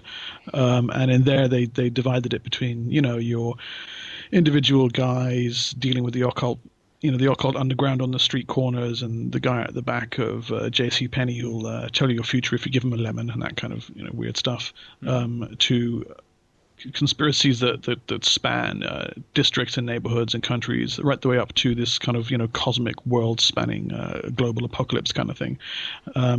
And so the tier system that appears in World of Darkness is almost a direct lift out of that. And why not? Because it worked really well in Unknown Armies. It's great to see it applied to the World of Darkness. So yeah, very cool indeed. So, just to keep things rolling, we're going to start off with the first rapid fire on Vampire the Requiem. This comes from Chris, actually. Yeah, back ages ago. Back before he was a host, talking into his cell phone to record. So it'll be interesting to see how he's progressed from there. So why don't we give this a listen, and we'll be right back. Hi, this is Chris Hanley for the Darker Days radio podcast, and we're covering rapid-fire overviews of the World of Darkness games. I'm going to focus on Vampire the Requiem, which is from the new World of Darkness line. So briefly, an overview of what you can do in Vampire, what kind of stories you can tell, what it's really trying to emulate. Vampires appear in various forms of books, films, and TV. And they're different in all these depictions. You have the beautiful, immortal, lonely vampires in the works of Anne Rice, in Dracula, and also within the associated films. You also have the bestial savagery of vampires as depicted in films like Blade, Near Dark, and 30 Days of Night.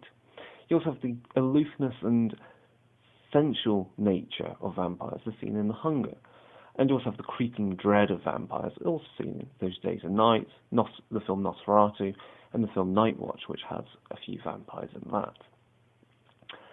Now, vampires also have complex society in Requiem, and we can get an idea for what this would be like by looking at TV series and films. Good TV for this is maybe the Blade TV series, the Moonlight TV series, and you really get a sense for how, as immortal beings gather together, and they're ageless beings, they have complex collectives that build up over time. And with that comes their Machiavellian games. So, vampires. They're predators that were once human. They've been changed. They were killed and embraced by their sire by consuming the blood of a vampire. And they are now immortal and suffer from the hunger for blood. They burn in sunlight and can be staked. Though staking does not destroy them, it more immobilizes them and puts them into a comatose state. Now, as they have a hunger for blood, and this manifests as what they call the beast, the thing that drives them to feed upon mortals. And this obviously means that they compete with other vampires. They are predators, and there are only so many people to feed upon. And they must feed in safety as well, so they do not bring hunters after them. And so vampires maintain something called the masquerade. Vampires are also, as I said, immortal beings, and this brings with it issues.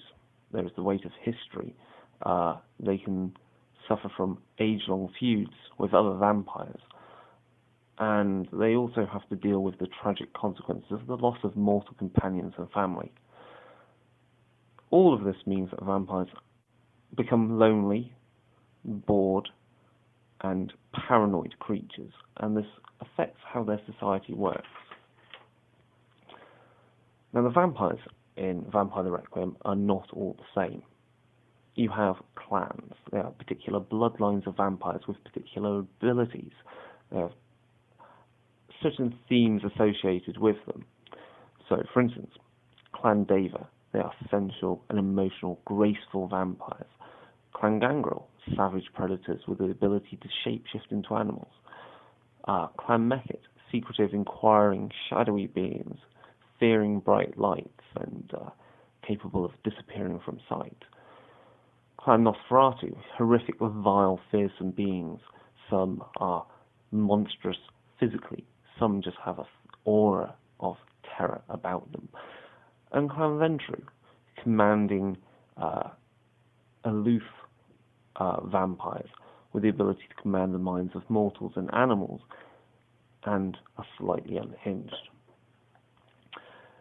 Now, in Vampire, their society, as I said, is built around the paranoia, loneliness, and boredom that they have.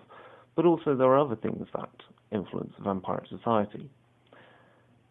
These ideas that vampires can have, these collectives, really manifest as their covenants. These covenants have particular themes and political and philosophical and religious concepts associated with them. So, for instance, the Carthians are a group of vampires who focus on the freedom from the old power structures. They are rebellious and want to emulate modern society, be that democracy or even fascism.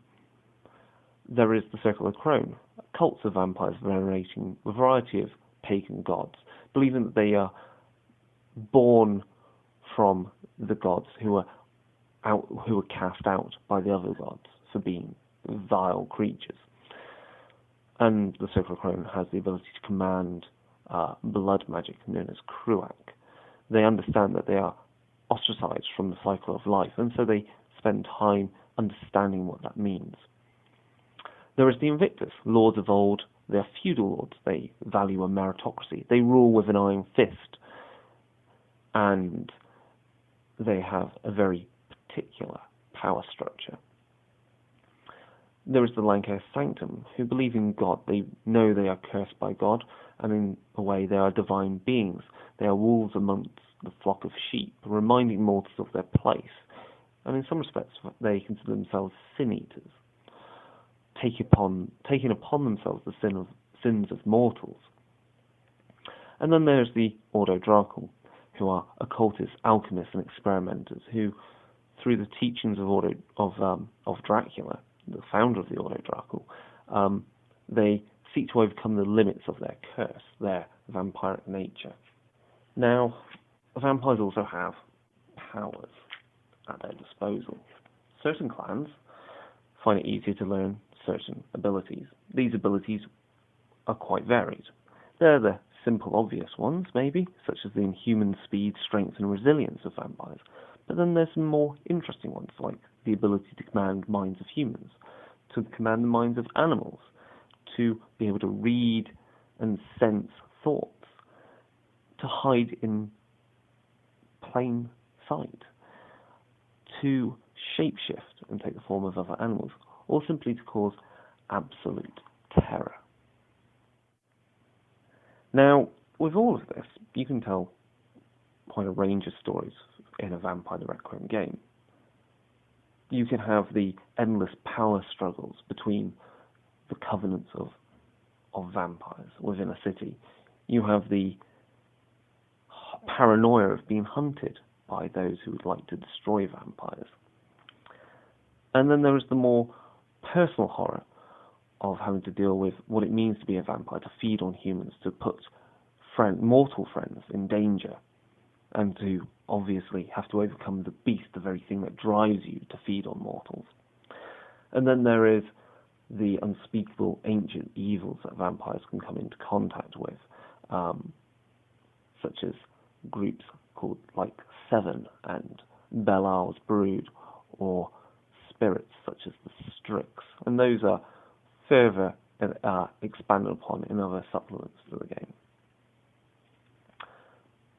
So that's Vampire, really, or Vampire the Requiem, to be more precise. It's many things, and it ultimately allows you to play a very modern Gothic tale, where Gothic in this sense means personal horror and tragedy, something which is really at the core of what it means to be a vampire. So, guys, I have to come clean about Vampire the Requiem, because I started playing White Wolf games back in 2004, and on that Gen Con weekend, when Vampire the Requiem came out, that's when I bought Vampire the Masquerade. That's the world's worst timing. Yep. Wow. But I've got to say, it's really grown on me. I had some reservations about it when Requiem first came out, because they were so similar. but now that's why I like it. It starts off at the same base point, but it goes off in a totally different direction. Instead of having all those punk elements, you have a lot of the gothic politicking, and without those sort of in Vampire the Masquerade, you had a lot of these like really over the top magical organizations, such as the Tal Mahara or the Tremere themselves, which you have some of that in Requiem, but it just seems a lot more reasonable, to be honest. Yeah. Yeah. I think because I started off playing Vampire the Masquerade back in like 96, so kind of I think around about that time also Angel had just started. So I know my initial Vampire the Masquerade game was a bit San Francisco and riffed off Angel because it was on there and was quite a bit of inspiration for us. But when I picked up Requiem, it just felt really like a completely fresh, really. Yeah. The way it breaks up the politics, and just the feel of it is not, oh my god, the end's coming, let's go insane, everything's completely turned up to 11. Requiem, you can play at any kind of level of intensity, and it just feels a bit closer to home in some respects. I don't know. It's more about the ennui of being a vampire rather than just the gothic punk element. So yeah, Vampire the Requiem is really close to my heart. It's a great game. I found Vampire the Requiem to be the closest thing to Vampire the Masquerade First Edition since Vampire the Masquerade First Edition. And if you take it right back to that old softcover First Edition book and you kind of leaf through that, the feeling that comes off the pages there is they managed to capture that feel again very early on with Requiem. And Requiem has developed in some astonishingly innovative directions, but at its heart it remains a very, very strong vampire game. And even mechanics like Predator's Taint, which sometimes don't always work to support fun gameplay, and nevertheless manage to capture a feel that you haven't had in the game for a long time. And as far as innovations go, as I've said before, the Covenant element I think is fantastic. One of the things I like the most about Masquerade were the sects. Whether they're over the top and crazy or not, the fact that you could have Camarilla and Sabbat and the Anarchs and the Black Hand and what have you. The more of those, the better. So seeing a bunch of those in Requiem, I think was really good. And they're all. Well, they're different, They're not just here's another group of guys who are secretly controlling the world. They've actually got their own different elements to them, and I found that very, very, very refreshing. And the other element that I thought was very, very strong was blood potency. Divorcing that, So it's not like, oh well, I can count how far back my ancestry goes. I like the idea of a vampire being able to recite his lineage, going, I'm Bob, child of Jim, child of Frank, child of Absimiliard or whatever. But I also like the idea that there's blurriness in there, so that you don't really know, in fact, how far back it goes, and at a certain point, it all disappears into the mists. And I think blood potency is a great way of capturing that. Well, blood potency is directly tied to the Fog of Ages, which they introduced, and one of the things that I love about that is vampires have, first of all, because of the Fog of Ages, their memories of the past become blurred in such a way that that people that were enemies, they don't remember we're their enemies. So when they wake up 100 years later, they go, "Why did I hate you? Are we still fighting?" And so that all becomes quite crazy in its own right. But also, it means the vampires aren't too sure of their own origin. And as much as it was great, the whole linking Vampires the Masquerade to Cain and the first murderer and Cain's journey into the land of Nod.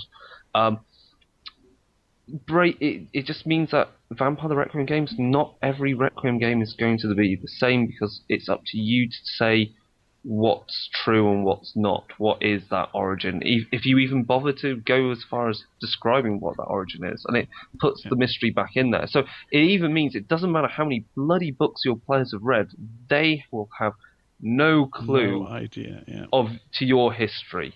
And that's reflected in all the source books they've done for Requiem, with like their historical kind of moments when they've done like ancient mysteries, where they go, here's a cool point in history where this could have happened. So yeah, I love how it breaks up. It makes the history of the vampires more dynamic, really, and open for you to play. I love the Cain idea, but I love it best as a myth. I think it works best as something the vampires say about themselves. And in my Masquerade games, I enjoyed coming up with, well, maybe it was Cain, maybe it was Lilith, maybe it was Kupala, maybe it was alien astronauts, whatever. And to see that again, up front called out in Requiem, here you go, here's a bunch of different things, and they all disagree with each other. Brilliant, because that's how the world is anyway. And seeing that represented in the game, I thought was really cool. And blood potency and generation, you can link them. If you're an old World of Darkness player and you want to have blood potency, you can tie it to generation. I think we did a feature on that many moons ago on the show. So yeah, it's a good rule. I think it can be used. I was going to bring up with the covenants as well. One of the nice things about the use of covenants is they break away from the obvious polarity in Masquerade. Like cities would either be not undergoing a siege, or they generally had a siege against one of the other organizations. Whereas in Requiem, you could go, this city is just controlled by the Invictus, no other bastards here, don't worry about it. Or you have a system where they're all represented, and they've got a Primogen Council, and there's some prince there, or anything in between, where there are 3 covenants, 2 covenants, 1, all of them, or 7 even. Or you could even get crazier, and this is where the covenant systems really, I feel, even, again, adds to the mystery. Not all Carthians are going to agree with each other. So if you're a vampire and say you're in London, and then you go to Manchester, go, hey, I'm a Carthian, then I'll just go, brother. It's like they could have completely different political leanings. And you can really take advantage of that by having, you could have the Circle of Crony present in a city, and they all have different cults, and they're all warring between themselves, yet all the other covenants go, we don't care about the difference between them, we just call them the Circle of the Crone, because it's easier to deal with them as a group. So I really like that many of the names of the covenants is just really a placeholder for a particular groups of ideas. Yeah, excellent. So guys, what about the bloodlines? I mean, that's like 10 pages in the Requiem core book, which has spawned 3 full source books. 3 million bloodlines. All these other bloodlines throughout the place. And I think they're really cool simply because they're completely optional. You can use them to enhance your game, to give additional powers to NPCs or your players. And I think that some of these bloodlines have really global spanning agendas, which can be really good if you want to crank your chronicle up from tier 2 up to tier 3. I can give you a lot of options that way. Yeah, I like them. I mean, I know there's been criticism of, there's too many bloodlines in the game, but, for me, coming from a Masquerade perspective, I'm just like, well, Masquerade had 500 clans, so having, whatever the number was, so having a whole bunch of different bloodlines, to me, just kind of feels natural. And I like what it says about the vampiric condition, that it's mutable, and that it's not predictable, and you don't know who that guy is over the, who's setting off your predator's taint. You don't really know exactly what it's going to be. Sure, he may be one of the 5 clans or one of the covenants, but he may also be some really kooky backwards bloodline that you've never heard of, and he's gonna have his discipline that eats your face come out of nowhere. And I think that really adds to the game's elements of mystery and horror and unknown. And also from a I guess a design point of view, customers like new stuff, so it's a way to bring new stuff into your products without too much head scratching. So yeah, it's good. I was initially kind of, when the first Bloodline books came out, I was kind of didn't really enjoy them as much, because I wanted more setting rather than things that could be open for abuse, because sometimes I can see certain bloodlines are a bit over the top. But I think there are some really good ones out there. Unfortunately, you can actually just download a particular bloodline you want to use. They've done that with the PDFs. They've broken them up, which was a good move by White Wolf there. And yeah, again, you've got properly detailed rules on how to, between yourself and your storyteller, you can go about making your own bloodlines, and that's great. And the fact that there's loads out there, you've got more than enough examples to throw together your whatever you like, really. Yeah, having the detailed rules is a big help. There's the same in Mage the Awakening with the legacies. They actually set out, here's how you build a legacy. And that's just such a godsend for a storyteller. You can really see what the nuts and bolts are supposed to look like and not kind of worry too much about, going a bit creative and destroying your game. All right, guys, is that it for Vampire the Requiem? Yeah, I think that's guess we should. Pretty good. Cool. Well, let's move on over to Werewolf the Forsaken, the storytelling game of Savage Fury. And I'm going to present the rapid fire for this. Werewolf the Forsaken is a storytelling game exploring the dichotomy of man and beast, looking at a race of outcasts charged with patrolling the border between mortal and spirit realms. Players take the role of one of the Uratha, a werewolf within the tribes of the moon, a being neither fully human nor fully spirit, and thus rejected by both societies. The modern task of the Uratha is intertwined with their origin story, dating back to the prehistory of Pangaea. Father Wolf was the greatest hunter, and kept both the spirit world and the mortal world balanced and in check. The goddess Luna took him as a mate, and together they created a pack of 8 wolves, the forefathers of the modern tribes. As the years wore on, Father Wolf grew weak and unable to lead as more and more spirits crept across the gauntlet.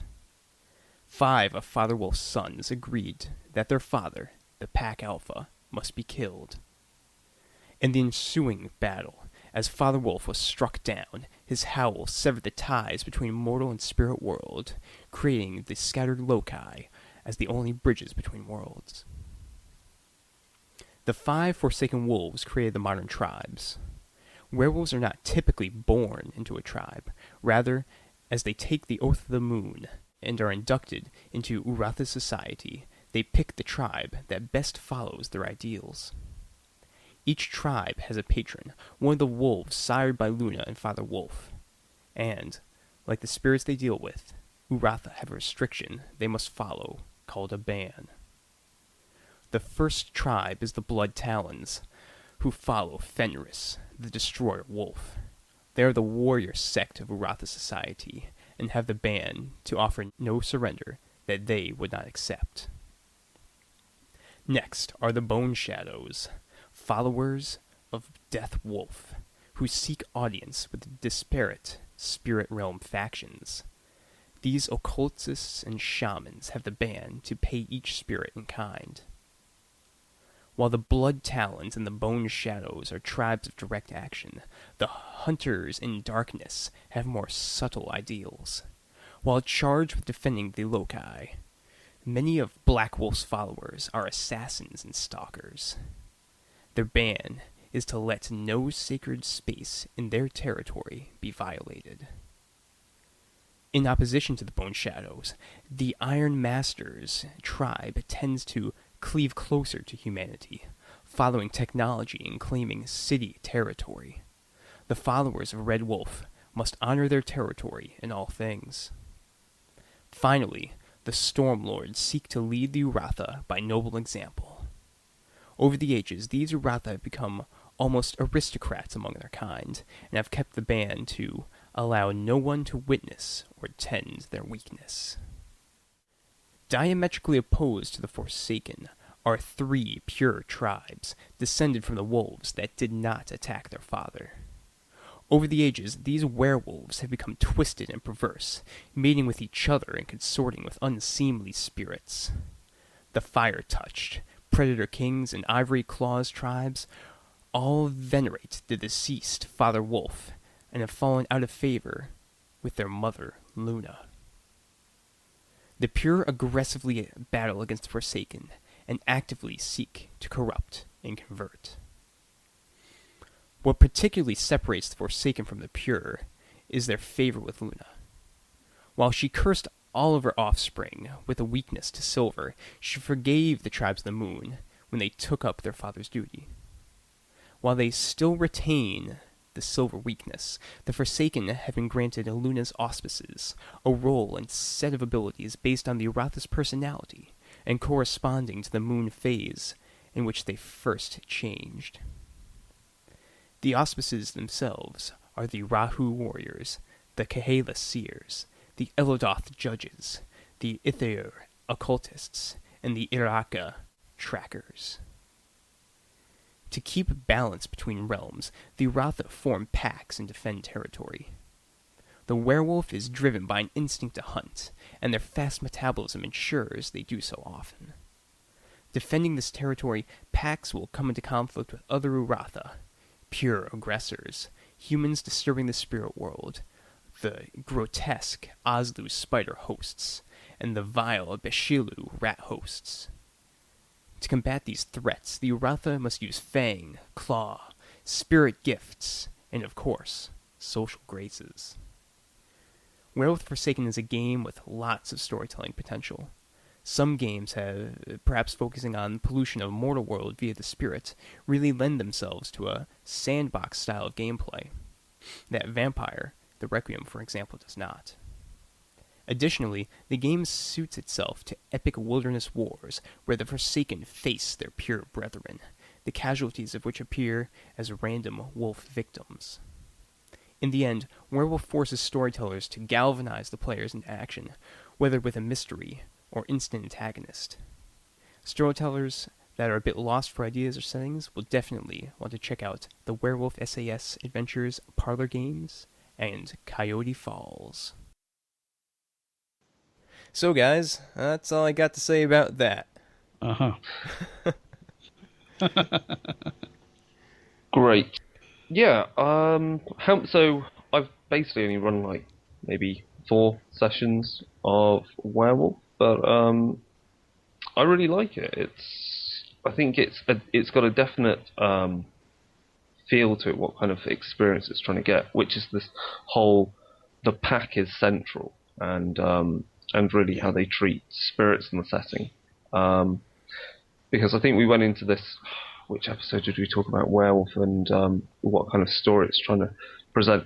The idea is of balance and trying to keep that balance, and how werewolves are really kind of these shepherds at the border marches of it. And again, I love pretty much the entirety of the setting. I don't have much problem with it. There's some really great bits in there, like the Magath spirits, the ones which eat each other, and then they had the crazy, some of the crazier ones at the back of Predators, like the giant worm or the crazy invisible one. Which give you a bit of crossover to some of the other games that had a suggestion how this worm spirit was linked to vampires.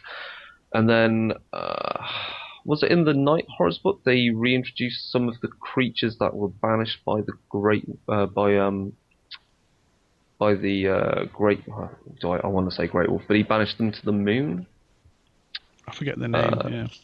Yeah, but there's some really sinister spirits in that, and I think the entire Werewolf the Forsaken line's great, just to use for many of the other games as well. Yep. Well, that's the big thing for me. I've not run any Forsaken. I ran a lot of Apocalypse, but I've read a bunch of the Forsaken books, primarily for the reasons you just mentioned. The antagonists that are in there are fantastic. The ones that I forget what they're called. Those kind of insect things that get inside you and drive you around like a car. The Aslu. That's right. Yeah. Yep. Oh, horrible. The Aslu really was freaky. scary. And the rat spirits again. Awful, just completely horrible things. They added a great list of them, extra ones in Predators as well. They had the crow spirits and locust spirits, and they're all these, the splintered host spirits. So, and those big creepy those big creepy Cthulhu-like entities, these ancient buried things. Mm-hmm. For me, the big strength of Forsaken is horror. Out and out, unmitigated horror. And Apocalypse managed this a little bit. Well, I say a little bit. It managed it a fair deal. But when it comes to actually, pure naked horror game, I think Forsaken pips it a little bit there. It really brings home this idea that you are a monster. You're this really kind of, conflicted, beast-ridden monster. And you don't have anywhere else to go except your pack. And even your pack isn't safe because you're descended from people who did a really, really bad thing. And those, the werewolves, the pure, who weren't involved, they're going to get you for it. The murder of Father Wolf, I think, is a fantastic element of the setting. As you said, Chris, the depiction of spirits as these monomaniacal predatory entities that you're forever having to guard against. I've had players ask me about an Apocalypse game to run against you, and I'm thinking, right, and I'm mentally compiling a list of, well, here's all the cool stuff from Forsaken that I'm going to use, and the nature of spirits, the nature of the pack, the Father Wolf myth. These are all things that I would plug into an Apocalypse game in a heartbeat. I would say Forsaken next. I would say Forsaken right next to Promethean. That both those games are like pure body horror. But while Promethean is like the horror of body horror, but alongside the horror of loneliness, because you're this traveling monstrosity. Werewolf is like that, having that body horror intrude upon your everyday life, because you have your pact, and you also more than likely, because you're immortal and you want to keep your what you are alive, so you have people you care about. And one of the things I think one of the characters that a player of mine was running had, one of his things was that he had a child with his estranged girlfriend, and so you have that entire horror where not only is he having to deal with this spirit that is of a like a knife spirit riding a human, and it's obsessed with knives, and as that horror continues and as that spirit takes hold, rusted blades start protruding from the skin of the person, but they might go after his maybe not his child, but maybe it starts killing children in the school where his child goes to, and then you've got the werewolves going into that kind of scene, and you can get really, really personal with werewolf. And that's bad, because then a werewolf's just going to rage and kill people when he doesn't want to hurt them. Flip out and kill everybody, exactly. Yeah, body horror really sums it up very well. Yeah, definitely. Yeah, I kind of liked how in Forsaken, the pure kind of remind me of like this dark reflection of the Apocalypse Guru in a lot of ways, especially the ivory claws, being like the kind of aristocracy of the pure. In a lot of ways, it reminded me of the Silver Fangs, especially because the ivory claws were all inbred. And they kept making when two werewolves breed in Forsaken, it creates this like demented spirit child, which is very, very weird. It's like a pure spirit, a pure wolf spirit that just goes off and causes complete madness. I mean, it's really horrible reading the description. You have the poor female werewolf has this whole pregnancy, and then what she have to show for it? A whole load of blood and crazy wolf spirit. Yep. I wouldn't want to deal with that after they've been writhing about on the floor giving birth to it, to then have to go off and find the bloody thing. Let's take Apocalypse's Metis and let's make it worse. Yeah. Yeah. The Idigam, that's what they're called. Yes, Idigam. Scary things. I kind of always refer to them as like Neverborn. They have that same kind of feel. Which is why I use them in Mage as well. Well, I was just thinking just now. I've just stuck one in my Mage game the other week. So. Oh right, hey. Outstanding. Cool. Yeah, is that it for Werewolf the Forsaken? Yep, big thumbs up there. So. Yeah. Great. All right, let's move on over to Mage the Awakening, the storytelling game of modern sorcery, and Chris will present this in a rapid fire.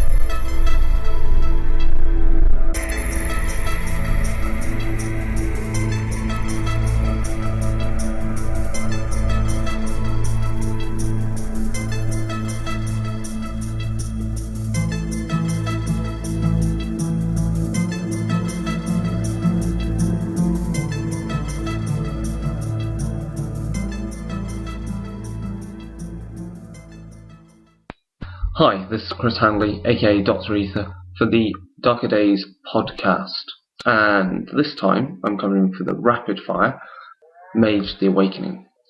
Mage is a game of modern day sorcery and allows you to depict a game of a shadow war between wizards and mages and sorcerers, where they fight for ancient mysteries, new spells, and for the control of reality itself. It is a game about freedom and control. It is a game about knowledge and insight in the face of hubris and decadence. So, what type of things can you play in Mage? What can you emulate? Well, Mage allows you to emulate such things seen in the Dresden Files, Neverwhere, Constantine, The Matrix, Dark City, Pi, The Craft, The Covenant, Buffy, Inception, The Fountain, the works of H.P. Lovecraft, and the concepts and ideas presented by Philip K. Dick, and in such series as for example, Ghost in the Shell, and similar dystopian series. So, Mage. Who are these mages? Where do they come from? Mage puts forward a history for the setting where far in the past, not even ancient, but even more older than that, back when Earth, our realm, was connected to all other realms, such as the spirit and to the supernal realms, there was an island which would go on to be known as Atlantis, this being one of the names it could be known by. Here, on this island, people were drawn to it, and it was here that people learnt the ways of magic. They learnt how to draw down the power from the supernal realms and have it act within our own world. Over time, mages here built up a society, and as with all societies, there was hubris, there was a fall. A war erupted between the mages on the island of Atlantis. The losers were cast to the corners of the world, and the winners began their next stage. They erected something known as the Celestial Ladder, which would allow them to not only draw down power from the supernal realms, but actually travel to them and to remain there on the thrones of reality. And so the mages who had fled in exile returned, and war began again, and the Celestial Ladder shattered. Those mages that did take the thrones of reality became the exiles, and those that did not take the thrones but remained in the supernal realms became the oracles. We'll explain those two groups later.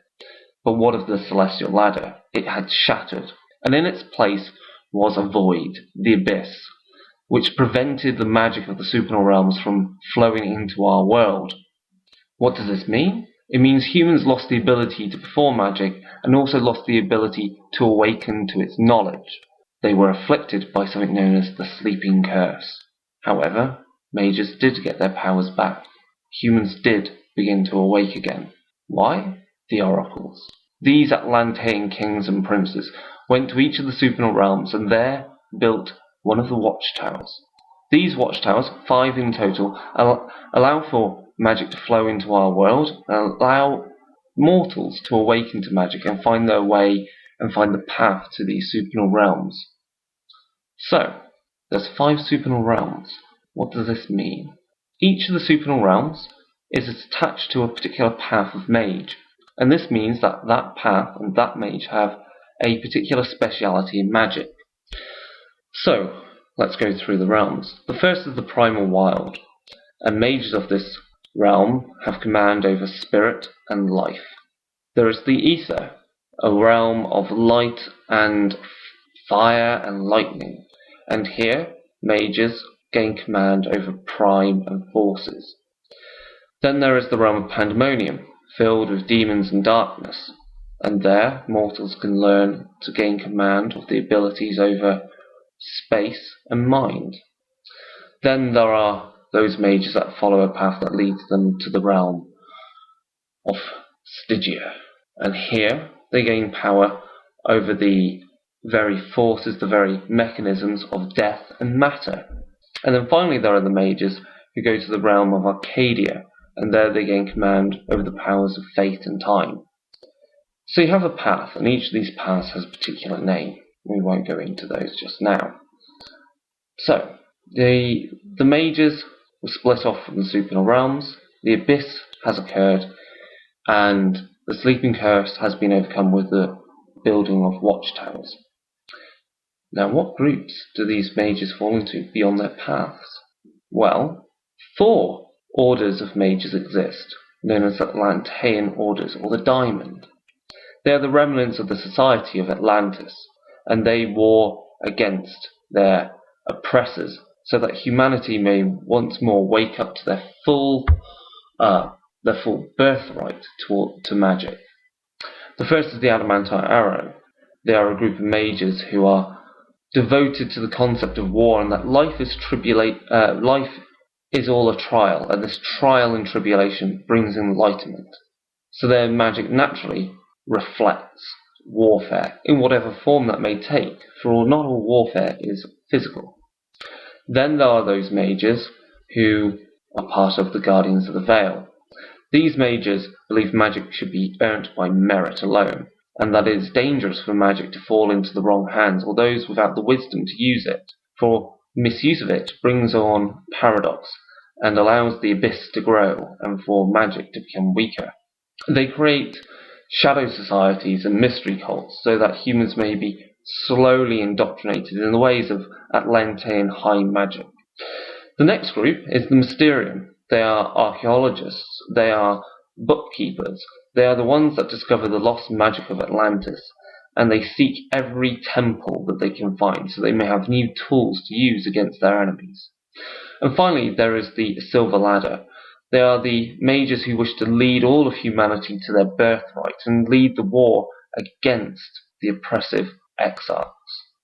They believe in command and believe in unity of the Atlantean orders. These 4 Atlantean orders form something together, an organization maybe, called the Diamond, but they also form a greater organization known as the Pentacle, for there is a 5th group, a group which never existed during the time of Atlantis. This group is the Free Council, and they are mages that believe that magic is created by humanity even within the cage of reality that the exiles have locked us into. Humans find and make their own magic and their own tools within their own cage. So who do these mages fight against? Who are they warring against? The exiles? Yes. And their servants? The seers of the throne. Again, this is a shadow war, and the exiles and their cultists, maybe, it's one way to describe them, work behind and within society to stop mages awakening and preventing humanity to ascending to its birthright. But why do this? Why would other mages join the seers of the throne? Because they think that in return for performing this work for their masters, they too will ascend to the supernal realms and the thrones of heaven. Another group of mages is known as the Banishers, and simply they've seen far too much magic, and it has broken them in such a way that they no longer wish to have their powers, and they believe that humanity would be better off without it. And so they go about hunting other mages down and other supernatural entities in order to make the world safe, and so they may finally rest and put down their tools of magic. So, we've talked about mage society and the paths, and finally we have magic itself. Mage makes use of a very flexible system where magic is represented in 10 forms, known as the Arcanum. These 10 are split into 5 groups of 2. Each of these 2 represents a higher and lower ideal. For instance, the realm of Stygia is the realm where the powers of death flow from, and the lower form of death, the ideal of death, is matter, because both are inert objects, and both death and matter represent the idea of transmutation from one form to another. So the other groupings you have are mind in the higher form, and space, which is the lower form, prime, which is a higher form, and forces, which is the lower form, spirit being a higher form, and the lower form of that being life, and finally fate being the higher form, and time being the lower form. So that's the forms of magic, And so Mage makes use of different ideas where you may have different mastery of these powers, and by combining your mastery of these powers, you are then able to work magic in different forms. So a combination between, say, death and, let's say, space would allow you to destroy a region of space, maybe a pocket realm. But it's this clever combination that means that any player can create a new spell on a whim and create things known as rotes, which are spells which are so religiously used that they remain ever present for them to use, and so that others may learn that ability easily. So, that's the magic system. Is there anything more we need to talk of? Well, mages can internalize this magic, and they can join groups known as legacies, which have innate magical abilities. And also, mages have to be careful with their magic. The sleeping curse despises magic. The abyss is the antithesis of reality and magic itself. It wants nothing more but complete and utter annihilation and nothingness. And this means that the sleeping curse, which the abyss is called, basically means that humans resist the works of magic. They resist magic occurring within our world. Our world follows particular rules, and magic always breaks those. So mages have to work magic carefully. They have to make it look coincidental as part of our reality, so that it can occur without any problems. A good example of this is, say, using magic to allow a computer to fail, or for a security device to open.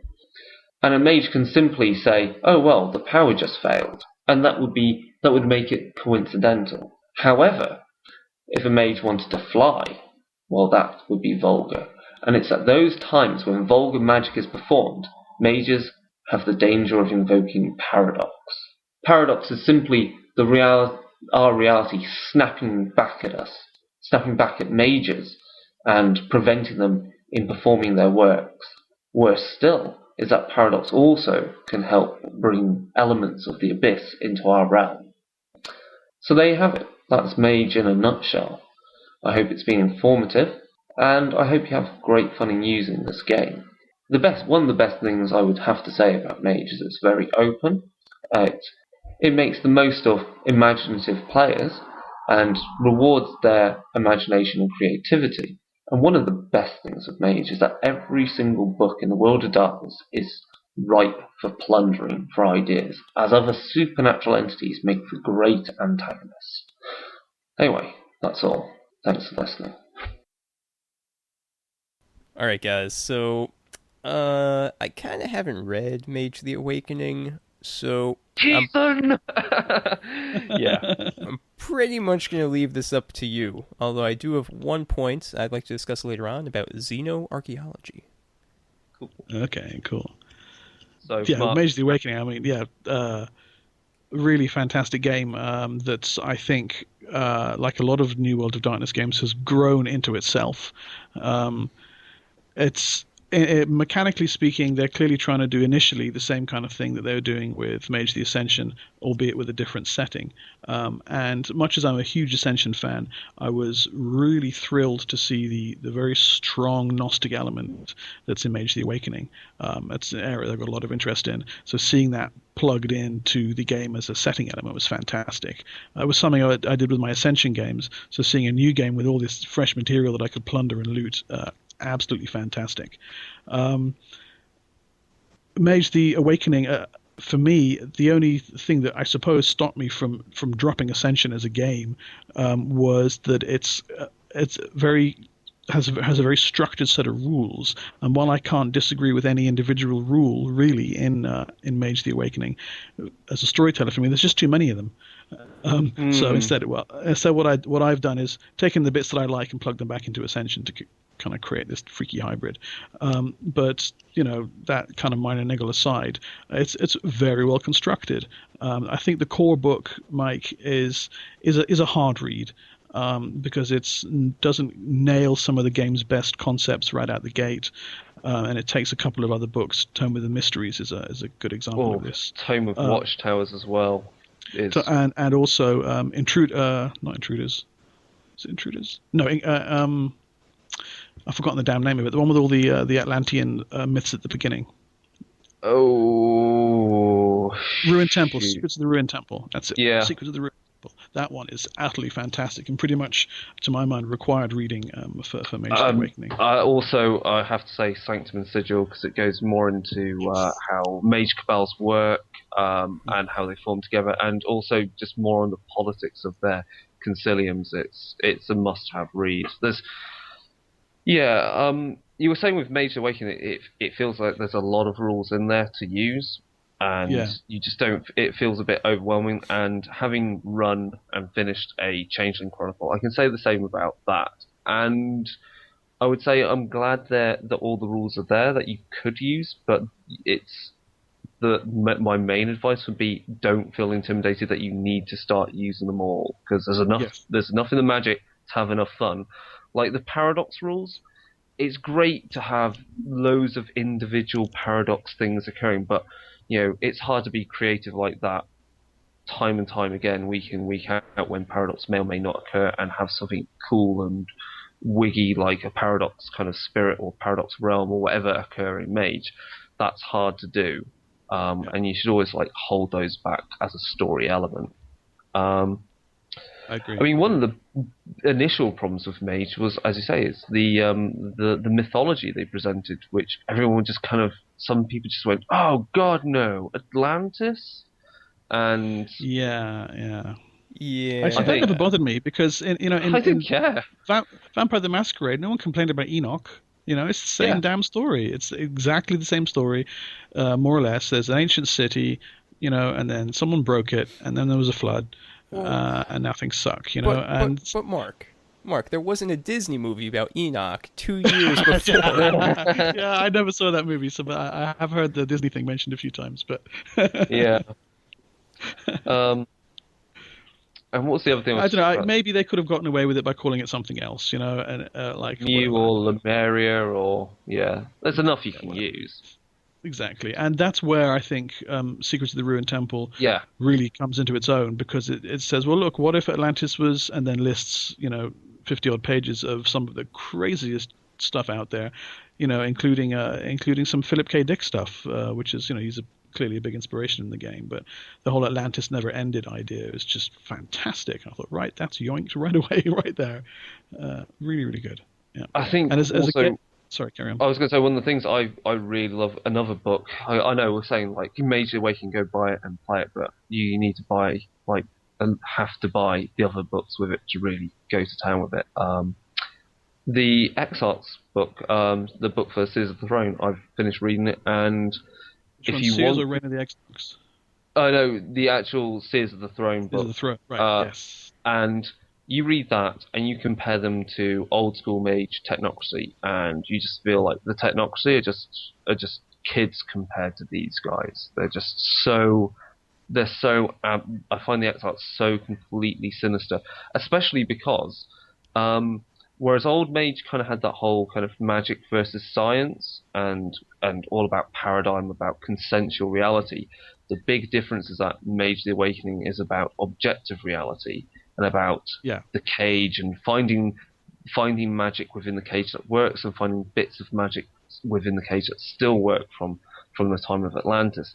And the fact that the X-Arts are not about science, they're about control.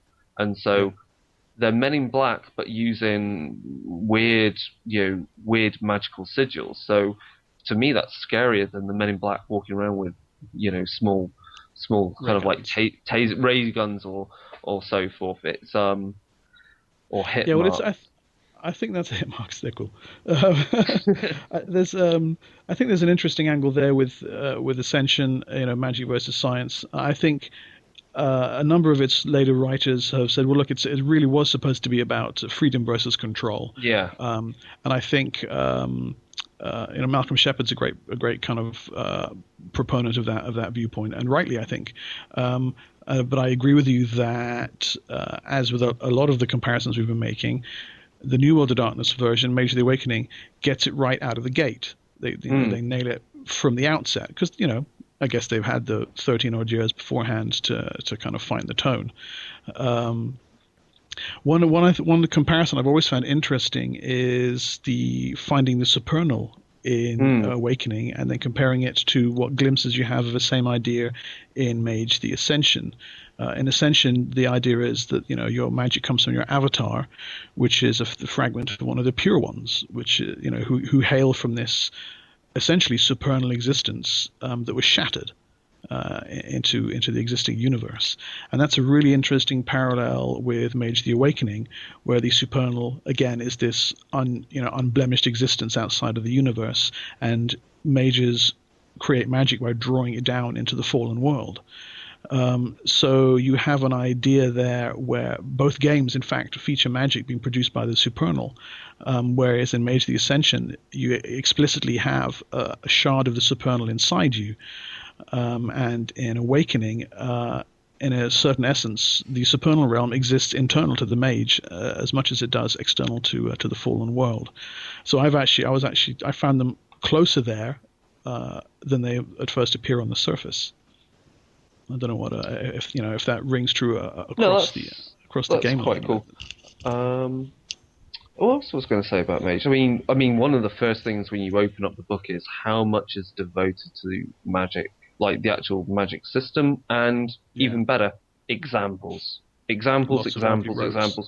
All the rotes. And one of the things that it says, one of the nice elements in the setting is that rotes are something to be traded and to be stolen. Yeah. They're now a commodity, and that's just like, thank God for that, because it was hinted in Ascension, but it really wasn't built upon.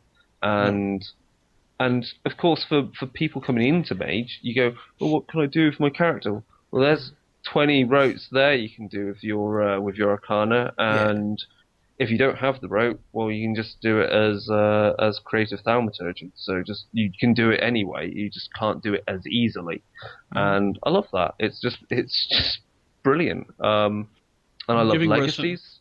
Legacies are great. Giving rotes an actual value in the game. I mean, Youngton House ruled into Ascension right away. It's a real strength of Awakening. Like you say, in most cases your dice pool is going to be better.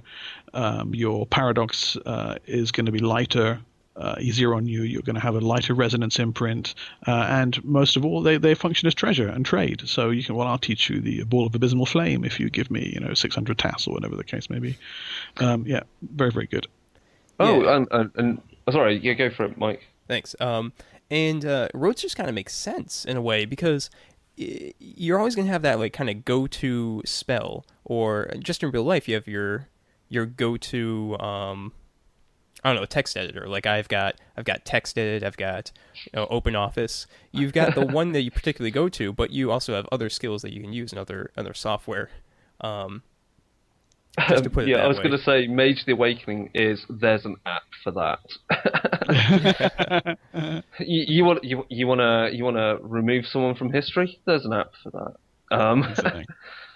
Yeah. And of course, one of the big changes from Mage: The Awakening is they split the entropy sphere essentially into fate and into death. And I really, when I saw the Death Arcanum, I was like, that's brilliant. Because it's not only just, it's the true end of things, the true transition of things. Whereas kind of the entropy sphere was a bit, open to abuse. So I much prefer the Arcana as they stand now. Yeah, I think there's a lot of good elements in the splitting of the Arcana. I'm not 100% sold on the whole death equals shadows, and there's a lot of stuff that it seems to have kind of stolen from the Spirit Arcanum. But overall, I think certainly with the Fate side of it, they managed to get it right. I'm not 100% sold on death, but Fate as its own Arcanum, they managed to flesh that out extremely well and get a lot of added usefulness into that as compared to just as to the way entropy worked before. And to go back to the point that we mentioned a couple of times about Mage works really well, but you really should get all these extra books.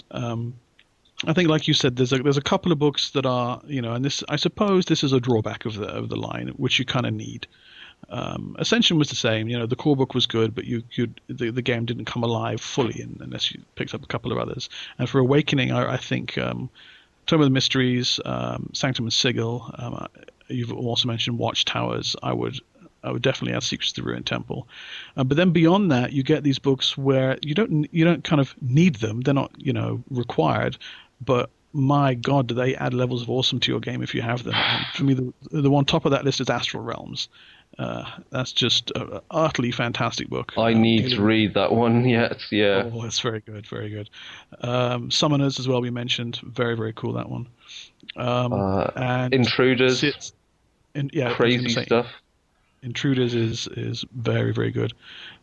Just for kind of antagonists and nasty abyssal born monsters. And Night Horrors: The Unbidden, again on the same kind of level as Predators for Werewolf. A bunch of really rather unpleasant things to throw at your player characters. Outstanding game line overall. Cool. All right, guys. So as the resident mage newbie, I got a couple questions for you.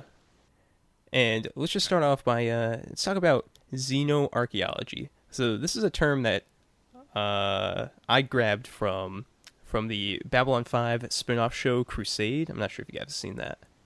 Yeah, I've seen that one. Yeah. I have not had the pleasure. Yeah, it's pretty sweet. So I've been kind of like playing around with ideas for Mage.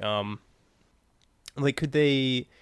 There's definitely like these shattered timelines, and Atlantis has been broken. So, is there a lot of room for like exploring like maybe pocket dimensions and just almost like tomb raiding, if you will? Well, that's what the Secrets of the Ruined Temple is really about. The book starts off with a handful of different ways to look at Atlantis, and then presents essentially a bunch of tombs to raid. The idea being that Atlantis, whatever it was, you can almost imagine it as this time or place that exploded and has embedded parts of itself up and down the timeline. Be that an entire tomb, or be that, as in my own Mage game, a pair of fused coins from an alternate timeline that some guy found inside a statue head. He's like, there never was a King Roderick. What the hell is this shit? And you can crank the weirdness up along the level as much as you want. So absolutely, yeah. Yeah.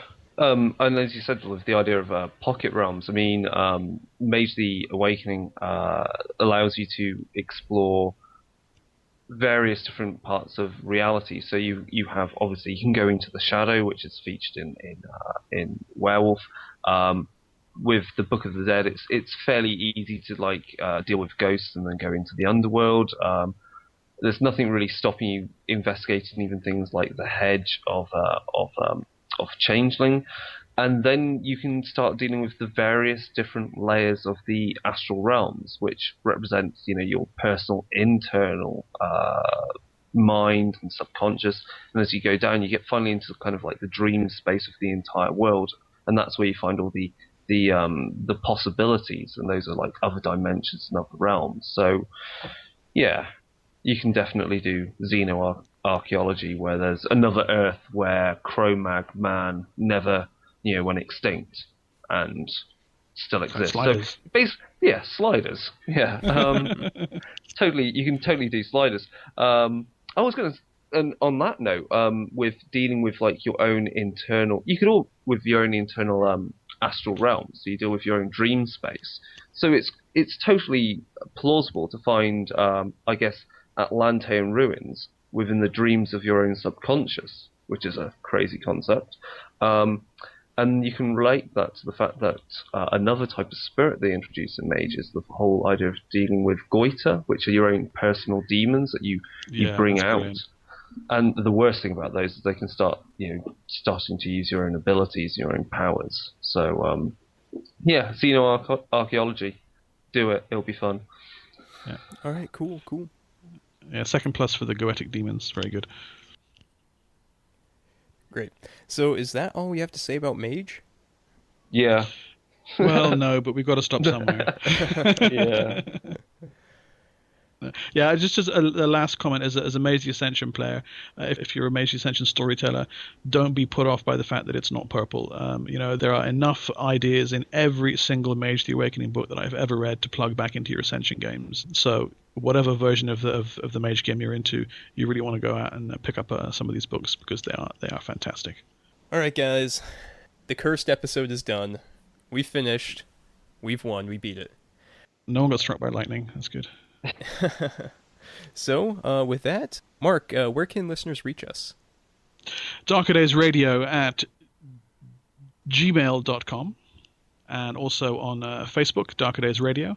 And you can also catch us on Twitter, and surprise, surprise, we're Darker Days Radio. And also, we have a forum on wodnews.net. You can check it out there and leave us a message. We'll get back to you. We should probably make a new secret frequency thread and start getting new ideas for that. Get some new ideas rolling in. Yep. Mm-hmm. And, all right, guys, I think that's it. Brilliant. All right. Sign off. Take care. See ya.